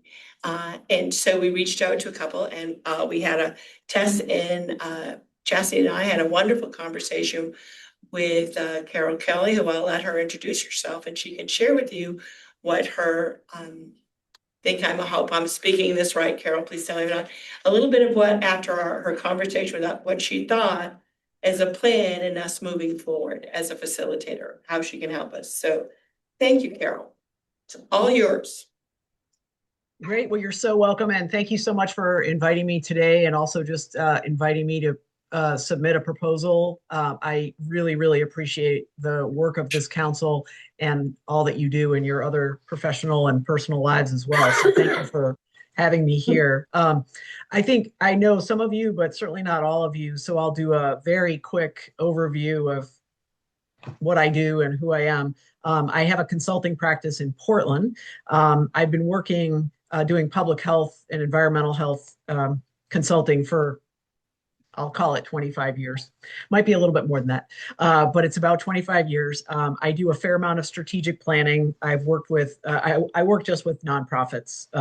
So I have done a lot of strategic planning over the years. I also work, I should say, nonprofits. I work on with folks who are implementing, but also I work with funders. So I do have some perspective on both what it's like to be receiving grant funds and trying to figure out how to implement or to plan and implement, as well as to be a funder and to have a plan for how you make those decisions and how you operationalize the work that you're trying to get done. So that could be a good match. I do a lot of work with folks, with groups that have governance and operations, let's call it glitches, helping make things streamlined, efficient, really mostly just helping try to hear what groups are perhaps struggling with, or in the case of groups that are just really still growing, how can we build internal and external systems and capacities so that success is possible. I really, as I said to Pat and Tess and Chastity, I am oriented towards tangible and measurable plans and approaches. If that sounds like something you're interested in, I could be a good match for that as well. I don't think I'm hearing you say you're necessarily looking for a deep dive into team building, though obviously I can connect you to folks that do that. But I am really about the planning and the systems that go around that, governance operations. So I hope that's helpful. Why don't I say a couple more things, which is I have been working on substance use disorder issues and with groups for about maybe a little more than 10 years. I started in this area facilitating 30 community forums around the state for what was then called the Opioid Task Force. And then this was back when Gordon Smith was at the Maine Medical Association, and I met several of you through that process, actually. But I've helped Gordon over the years with the opioid response plans. I recently facilitated the Overdose Prevention Center or Harm Reduction Health Center work that the legislature requested that some of you participated in. I helped Whitney Parrish under her leadership really create the framework for the Permanent Commission on the Status of Racial, Indigenous, and Tribal Populations, which is really like building a department from scratch. So I've got some experience with that. And so hopefully I'm peppering you with, this and that, but hopefully that gives you a little bit of a flavor of the work that I do. So I did put together, after meeting with Pat and Tess and Chastity, I did put together phase 1 and a phase 2 suggestion. You all can take it wherever you'd like to take it, but I think this could be a way that we could play out a process where you would build out, you'd end up not only with a strategic plan, but we would really look at your governance and operations systems and structures and make sure that everything is syncing and aligning and really, really working smoothly. So in phase 1, and just caveat, I would need to start just based on other workload. Probably a realistic start date would be February 15th, maybe a little bit sooner than that, but I put February 15th in here. So I sketched out a phase 1 for 6 weeks, the second half of February plus the month of March. And I saw this as really the chance to kind of say, okay, let's get our feet under us. I'd love to talk to each of you and find out what's your vision, what's your dream for what can be accomplished within the pillars that the council already has in place. I think I really feel like the best place to start is having some one-on-one conversations. We could do that literally one-on-one. We could do it over Zoom. We could do it over the phone. We could do a survey, electronic surveys. I think it might make sense after talking with all of you to, and hearing your thoughts, but maybe there are some key informants. We would consider those like outside folks who don't sit on the council, but would have important perspective. So I think I think it would be great if possible, it would be great to set up the work with about 20 or so interviews that really get really to the sort of heart of what it is you're hoping to achieve over time. That will set up both the strategic plan, but also it'll really help me understand where some operations and governance glitches or improvements or enhancements could be made. So I sort of envision phase one as a deep dive with each of you, drafting some findings and recommendations, having a conversation with you as a group to review those initial findings, and then preparing a report and a proposed phase two work plan, meeting again to talk that through. And at the end of the day, you end up with that report that we talked about, which is both a planning framework and recommendations for enhancing governance and operation systems and structures, and then a phase two work plan. And you can see the timeline as well as I sketched this out. I don't know if it's helpful or not, but I sketched it out based on my fee and roughly an estimate of the number of hours that I think we're talking about here. Next slide, please. And then in phase two, I think this is where we really dig into. We've got those system enhancements hopefully helpful in place. We move into really deep dive strategic planning, which is, I'm sure all of you have done strategic planning, but I think strategic planning starts with the vision for the future, the core functions of the group, and then it builds into what are our, what do we want to accomplish, both in general, our goals, but also specifically our measurable objectives. And then from there, what are the strategies? How do we actually make this happen? What are our core functions? And then how do we do our work, both generally in strategies and also in an operations plan, those action steps, which include assignments and timelines and an accountability system and a reporting system that we make sure everything is still, the trains are all running, as it were, right? So this phase two would really start, it would start on April 1st, in this concept anyway. There would be regular meetings, as always, with a designated planning team. You all can figure out who that is. But we would either do a couple meetings as a full council of 2-hour meetings, or we could do a one 4-hour meeting that really helps. It's that retreat kind of model, right?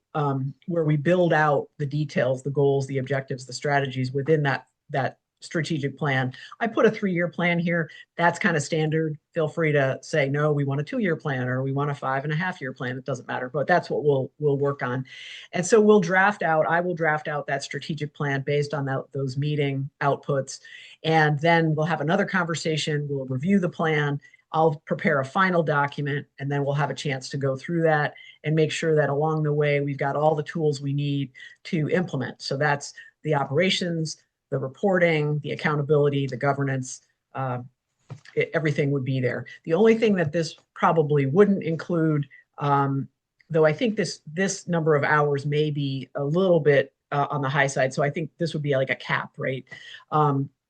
I am not a professional graphic designer. So if you all wanted to have a public facing document or report, I would leave that into the hands of someone who knows more than Word and a little bit of PowerPoint. Okay. So I will stop there. Next slide just basically says, let's discuss. Sadly, I only have about 10 minutes more before I have to join another meeting, but I'd be so happy to hear your thoughts and perspectives and answer any questions about me or about the proposal. Questions, Son?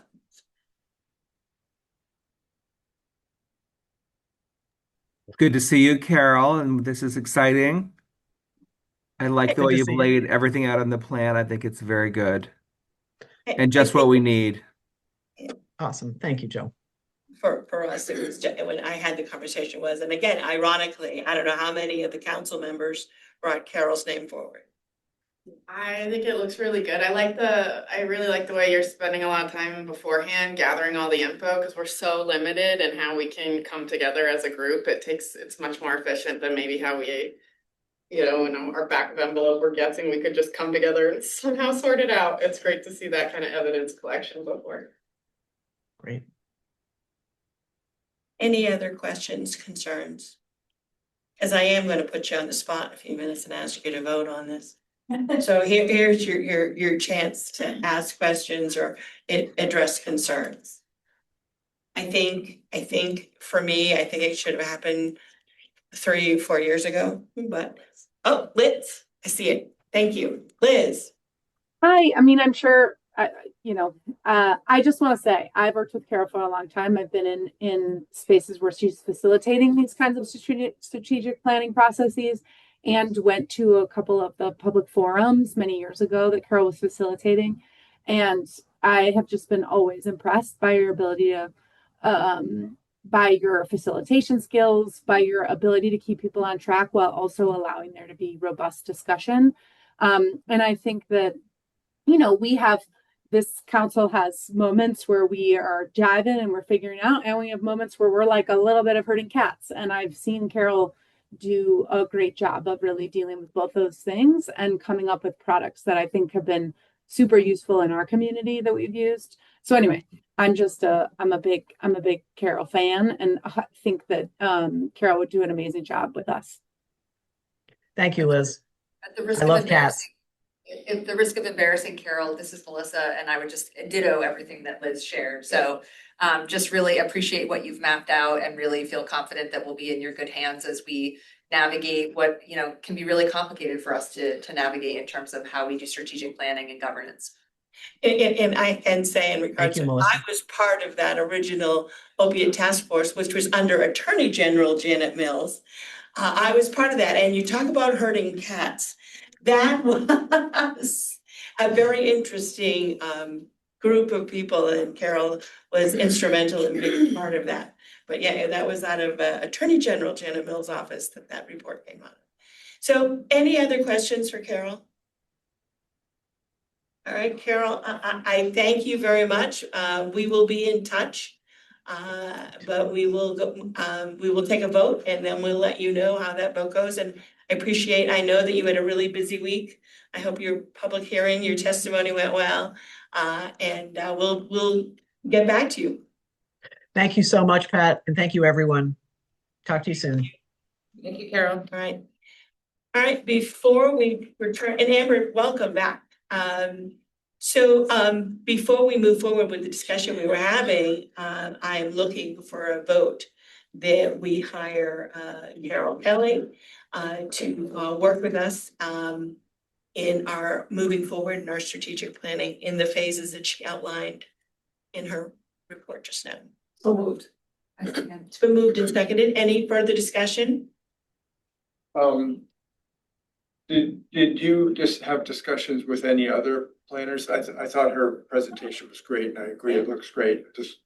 So we had contacted other people, but they didn't get back to us, I don't. There was another name who was recommended to us. They had intended to get something back to us, and while we've been sitting here, they reached out to us and just wanted to let us know that they were not ghosting us over the holidays. They had some things come up, and if we ever need their services in the future, they are still interested. Thank you. Right, so thanks. Any other questions? There's a motion, second. If there's no further discussion, Grayson, will you call a roll, please? Amber Pulsifer, Yes. Betsy Fitzgerald, Yes. Carol Stewart, Yes. Deb Pullen, Yes. Holly Stover, Yes. Lamar Williams, Joe Everett, Yes. Liz Blackwell Moore, Yes. Maggie McLaughlin, Yes. Melissa Hackett, Yes. Pat Kimball, Yes. Paul Vinsel, Yes. Reagan LaRochelle, Yes. Parks, Yes. Todd Brackett. I'll abstain. I'm sorry, I had to step out and take a call. I have no idea what the motion is. Todd, you just opened up. On the honesty. You don't expect. Say yes. All right, so even with the abstention, the motion carries, and we'll start setting up a contract with her and get moving forward, and Chastity will contact her. I appreciate the confidence. I just think it's a direction, it's a great direction, and I feel good because it said this year of transition sort of fits in, and I think it's great. So, all right, so that motion carried. We'll move forward with that contract. The discussion on the board it was, till it was interrupted, and I need to say, Betsy needs to be out of here at 4:30, but we can take notes after that. She does have to leave at 4:30, but we have to be out of this building by 5, so we have to end by 4:15, so they can get their stuff out of here. So the discussion was in regards about peer recovery centers and about extending contracts or not extending contracts and when we move forward. And I believe Deb had a question and then Tess, or had comments on both. Yeah, I was just gonna say, rather than working through this in the larger council, I think I can take some of my comments to the finance committee and maybe come back with some options for the committee or for the council to consider. Thank you, Deb. That's a good idea. Tess, do you remember? I do. I'm a little tired. Sorry, I apologize for being late. We had a public hearing this morning, very important for our group. Having worked significantly on legislation last session in terms of funding for recovery community centers, I was able to have a lot of conversations on the ground, especially with rural, smaller centers. And imagine you're operating a center in essentially a resource desert, and you open up and maybe you're lucky to have another part-time staff, maybe you have 2 staff, you're trying to stay open. You're also the maintenance person. Everyone who has an issue related to recovery is coming to see you. And then you're also having to apply for a very competitive state grant. So I think when we talk about fairness, we actually also have to look at equity. The idea that they are all starting at the same starting line is just simply not true. And after only a year of operation, applying to a competitive state RFP, which has very certain guidelines and scoring that the state is bound to following, I think we really need, because we're not the state. And we are able to have these conversations of looking at the full picture. And I think that's something that whether it's in finance, wherever, we need to be thinking about that, because they're only a year in. I can't imagine that they're at a place yet where their performance metrics, even in a rural area per capita, are going to look very different compared to a place like PRCC or the Barn that have been around for 10 years and have the staffing to be able to apply to a grant like that. Excellent points. Yeah, thank you, Tess. That's excellent. It's valid points. Melissa? No, that was Oh, just for Liz. Liz? Hi, thanks. I am agreement with all those things, and I want to say that I think we can do 2 things at once. I think there's a possibility that we think about how to support folks in this immediate, and also do what Maggie was offering up, which is to look at this holistically as well. I think we can do both things, and I actually think that we maybe have the obligation to do both things. If we are seriously trying to figure out how to do this for the long term, because I do think it's important for us to look at the ones that aren't just like currently struggling, because if we don't do both, we will be in a situation where if they are, at some point, we're going to have to be trying to figure out what's our obligation and what are we doing. So I guess I just would say that it doesn't have to be either or, nor did I hear Maggie say it was either or. And I just want to be clear that I think we can do both. Right. Yeah. Yeah, I think one of the hardest things is when you offer something to a community and it's just beginning to get accepted and then it goes away. It's just heart-wrenching. And again, it's that piece when you look at grants initially, it's really the importance of that sustainability plan within a grant, because this is the kind of thing you don't want to happen, that something starts, the community embraces it, and then you pull that rug out. And that's just Can I just say real quickly, Pat, I feel like I just said something that I think was, I think you're saying something in response to mine that makes it sound as if I'm not acknowledging that, which I am, because I know that Melissa was next in line to speak. So I guess I believe in those things and agree with that. And so I just would appreciate that we don't have to have commentary about my comment. I wasn't commenting on your comment. I was making my own, Liz. I apologize if you took it that way, but it was strictly my own comment. It was mine alone. Melissa? I don't want to open up a whole new can of worms, but I was really thinking about what Holly offered, and I'm not sure where it fits into funding the MOU approved uses, but I do think for some of these smaller entities, if they're struggling with fundraising, if they have an opportunity to identify that as a challenge and consider using some of the funds to hire, on a per diem basis, a consultant, for instance, to help them with grant making. That's just something that I think about as we think about the long term. We know that these pressure points for all the people that we're funding are going to continue to carry forward. And so as we are not just asking them to think about sustainability, but inviting them to think together with them how they will pursue sustainable funding sources feels like an important thing for us to just consider. I think you're right. Keep the ball rolling. I think that's one we should tag for the strategy conversation, because I think that's about like, what's our role and what do we do? And we kind of put our toe in it with HRIA and them offering some supplements. We put our toe in it with the vendor offering some capacity building at a very limited basis. But I think in that strategy combo, we can decide like, how much do we want to be a resource? Excellent point. Representative Stover. I had a quick question about the investment that has been made. Was that to purchase that building? So we purchased the building. So there's assets attached. I mean, if this goes, Correct. I'm just saying if this folds, then there's gonna be, whose asset is it? Doesn't that go to state audit? Isn't that in the contract? It is in the contract. My belief is that it's the organization's asset. And They owe us money back if they don't keep it operational for so long. So they would have to sell and pay the money. Yeah, good luck selling a renovated church. And all the other things that were purchased in there.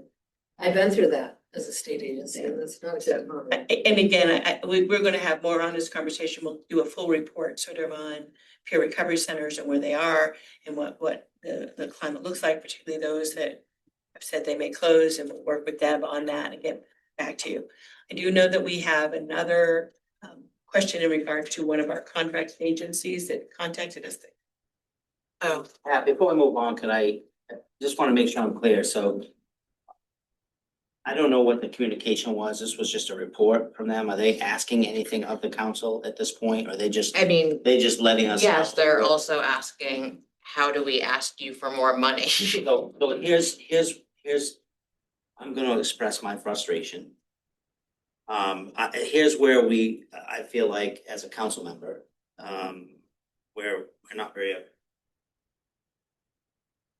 This is where things break down in my mind, Yes. right? So I'm not, irregardless of this particular individual, I'm not necessarily advocating for breaking the rules or changing the rules, but we have a number of things going on, strategic planning, this and that, going back to finance. In the meantime, if we were to decide today and take a vote today, let's send them some money, right? They would have, I'm assuming there'd have to be another contract or an amendment to the contract or whatever might happen there, right? And so when they might get the check, for example, they were awarded the contract July 1st, 2024, they didn't get the check until January 1st of 2025. And then I don't think they could purchase the building before then, so I don't know when they opened. So it sounds like they've been open for a year, and I'm not sure they have, but if we were to make it, you see where I'm going, if we were to make it, it's no fault of any of us here, I think it's just the process that we're in, and I'm not asking to make a special exception for this, I hope that we can, as a council, somehow figure out where do we go with this particular issue and make that some sort of priority.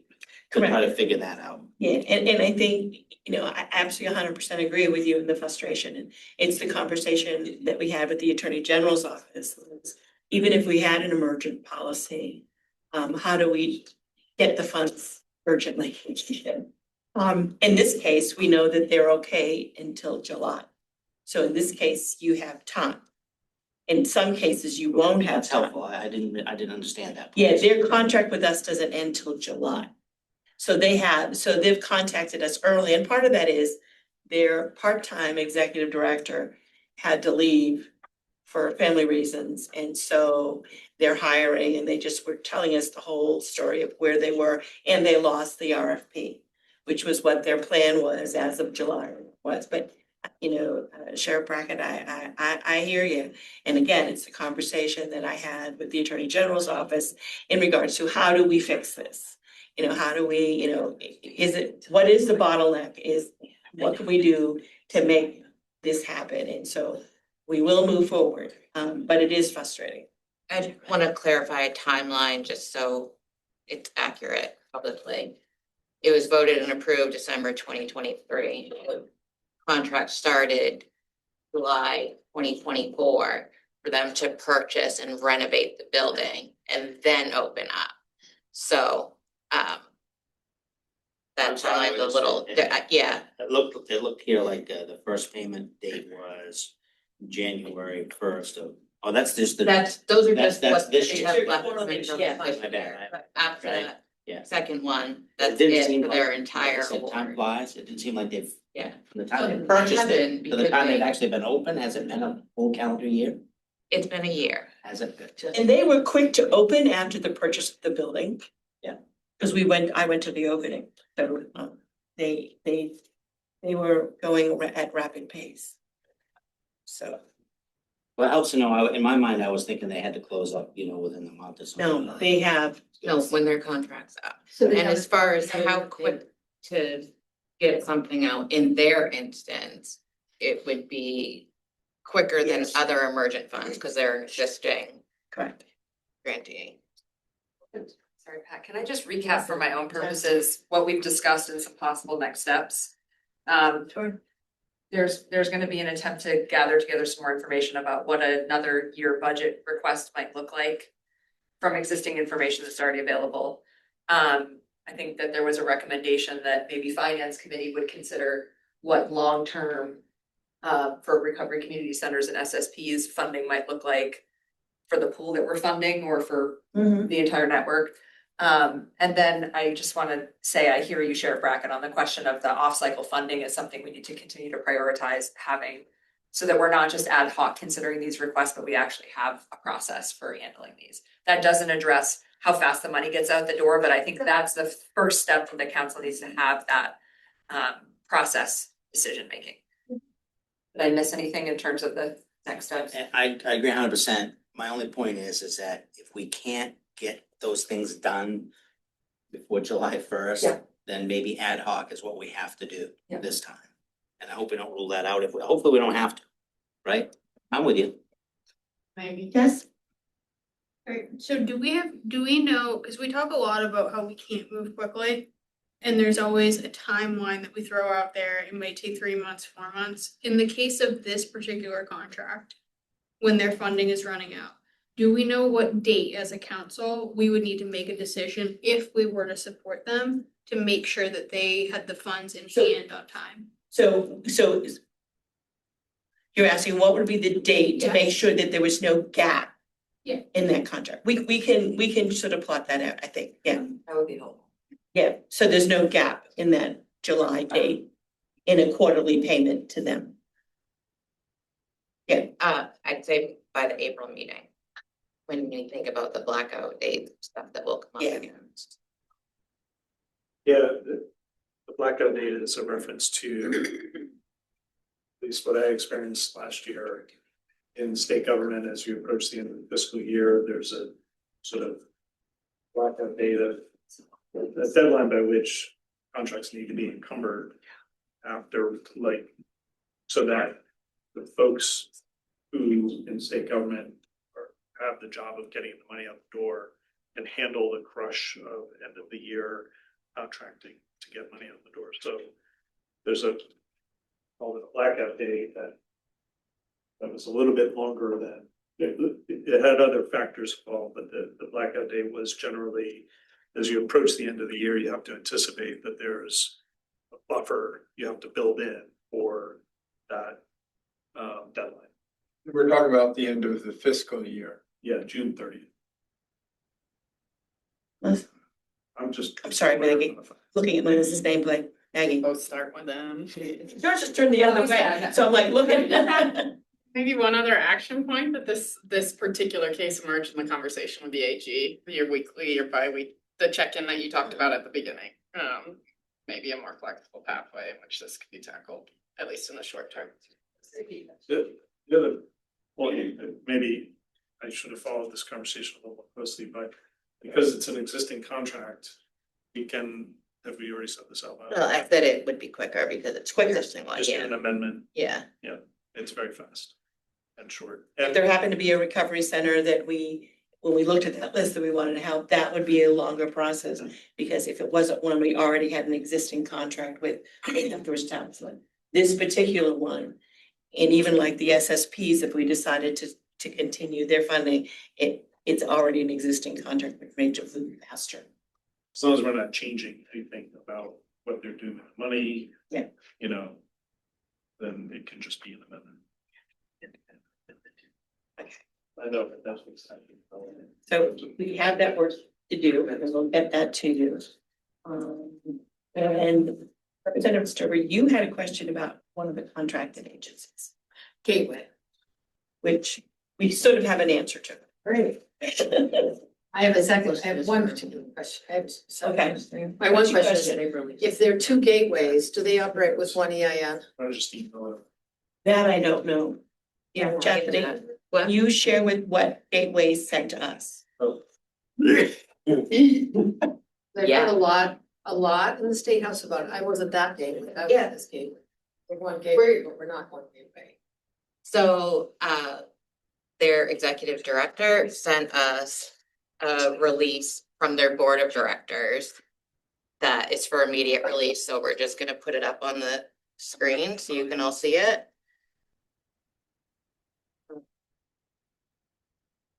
I won't read that, but from the. Okay. I'm old. Yeah, mine. Yeah. Challenged. Oh, So- that's better. Yes. Good. Zoomed in more, we good?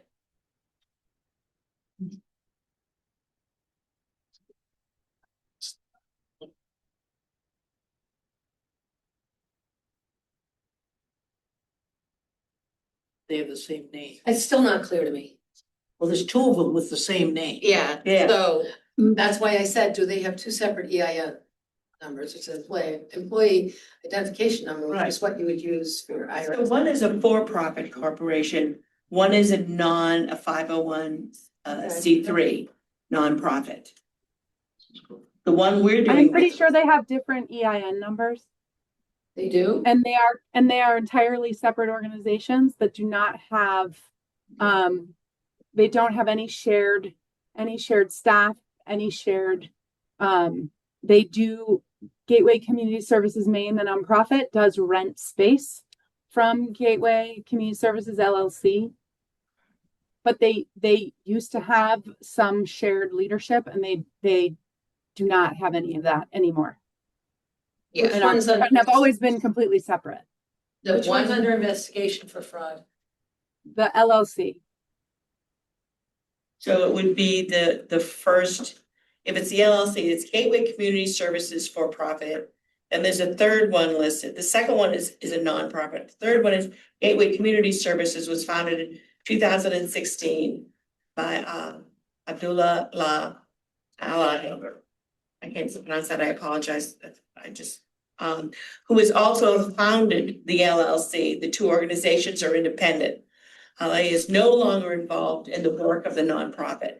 So who we have a contract with is a nonprofit, and the current founder is no longer a part of the nonprofit. so as Liz was saying, Gateway that we contract with is a nonprofit completely separate from the one that Is now is under. no longer receiving state money at this time. The one we do have, they sublease office space from that other organization, but otherwise the organizations are independent from each other, separate governance, separate funding streams, and compliance obligations. Gateway that we fund, I feel like I need to keep saying that, so we keep them separate. They've undergone all required state audits and have submitted their 2024 audit to the state as part of their normal reporting, and have told us that they will provide us anything that we need. At this time, before, we didn't ask them for this, they sent this to us. They on their voluntarily own. sent it. I did. Down a little more. I had reached out to Deb to get some feedback and of, is there anything we should or shouldn't be doing? And the feedback again, prior to even getting this, was they're separate. I think we continue as is unless we are told differently. And we, as of right now, like, they have very much underspec since they started their contract, and they're like building up and doing the training and stuff for their staff. So other than going off gossip that we don't know or have confirmed, we haven't been given a reason to be worried about anything. For what it's worth, this statement is on their website. So they link to it. I'm asking, I think all of you know, most of you know, or some of you know, that there's been a particular effort by some people in the State House to really blow this up out of the water daily. Yesterday, including yesterday, press conference yesterday, that'll continue to happen. And I don't want the council to be caught in the crosshairs of that, or the department. They seem to only want to blame some legislators about this, which is, and they're targeting Decca DeLuck, which she doesn't work there anymore, and she hasn't for quite a while. I just want to be really transparent. And I'm sure the Attorney General's prepared to make a statement if it comes to that with the council, I mean, or the department. I mean, these contracts don't have anything to do with that ongoing fraud investigation. And that will be dealt with separately through Mancare, through the department, through over there. I just wish in the future, everybody should name their nonprofit something different than their own. Those are very close together. Yeah. So the allegations of fraud are against, Gateway. LLC. Yeah, so it's called, Just A different arm. well, it's the same name, but it just doesn't have Maine after it. Gateway Community Services. Right, Gateway Community Services. That's where the fraud allegation is. And we are funding Gateway Community Services Maine. Is that correct? That's correct. You're funding that. Not to be confused with anything in Minnesota. It has nothing to do with. Right, they're trying to make a connection with that too. Well, wait a minute, but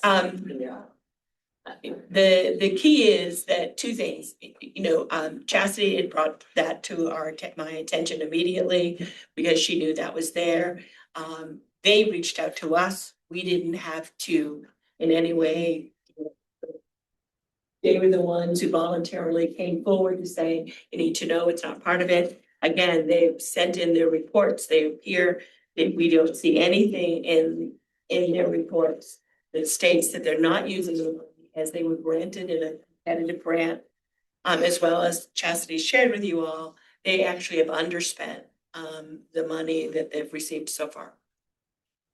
There are people who are just looking for, yes, they're hammers and they're looking for nails, and we'll continue to. I just want to say I'm sorry for all of that, and I appreciate them reaching out proactively to clarify, because it is confusing, right? If you hear those things together, one might assume they're the same. So as the rest of the issue resolves itself, I'm grateful that they reached out to us to and again, y'all have free speech, so I'm not in any way telling people that no free speech. But if you do get a question as a member of the council in regards to our support to Gateway, I suggest that you filter it through Chastity. Then it's one voice that we have that shares with us where we are and what we're doing. Again, you all you have free speech. I can't tell you not to, but again, is if we want to be part of, a group at the council, let our executive director speak on what we have. To be happy to. We have a policy for that. Yes, we do. We do. We do. I also think, we're not disregarding that, but the people who in the State House who are holding these press conferences and calling out for fraud won't care about that policy. They won't. So just brace yourself. And you do see what we're funding. You do. They do. Just brace yourself. Get ready for it. All right, so the only other things that we have on our report, There's just a couple of contracts that are still pending, but there's still an update on that. The York County, they're set to $300,000 for their center. Hopefully, your next month-ish. We met with them late fall when we had our last date, a bunch of them. And there are some changes that they asked for that Brendan's gonna review and help us on, and then I'll move forward with that. And the goal was we would come back together and meet in the new year. And then the only other one is the Recovery High School. They don't want the funding, they want the funding for the upcoming school year. So that will be coming sometime probably spring, late spring, so they have it by the time the school year starts. Are they actually open this year? No, They're just gonna be open, cause I was up there, late summer and I was thinking of dropping. yeah, off. so it'll open in August. Just important to, I think, point out for both those contracts, they asked us to hold off on those.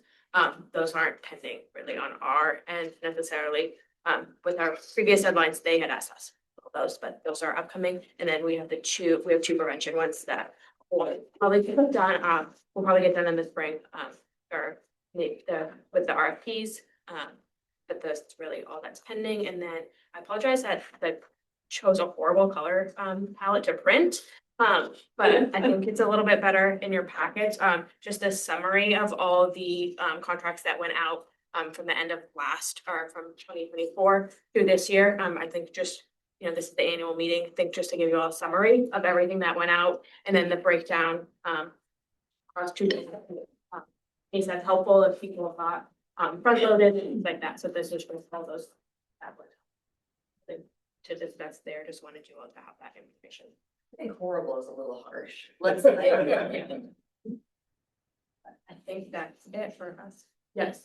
Just that total, Yes. that on that 28,866, that's the total of that column and that. Yes. And that, yeah, and that includes those pending contracts, the children, community coalitions, Recovery High School, York County, and NECAP, we missed the deadline. I think it split their contract because they're over $1 million, so they are of the second. Yes. Thank you. Anything else from either Chastity or Elizabeth? No. Is there any other business for the council? If there is no other business before the council, then I am calling adjournment. Thank you very much. Ooh.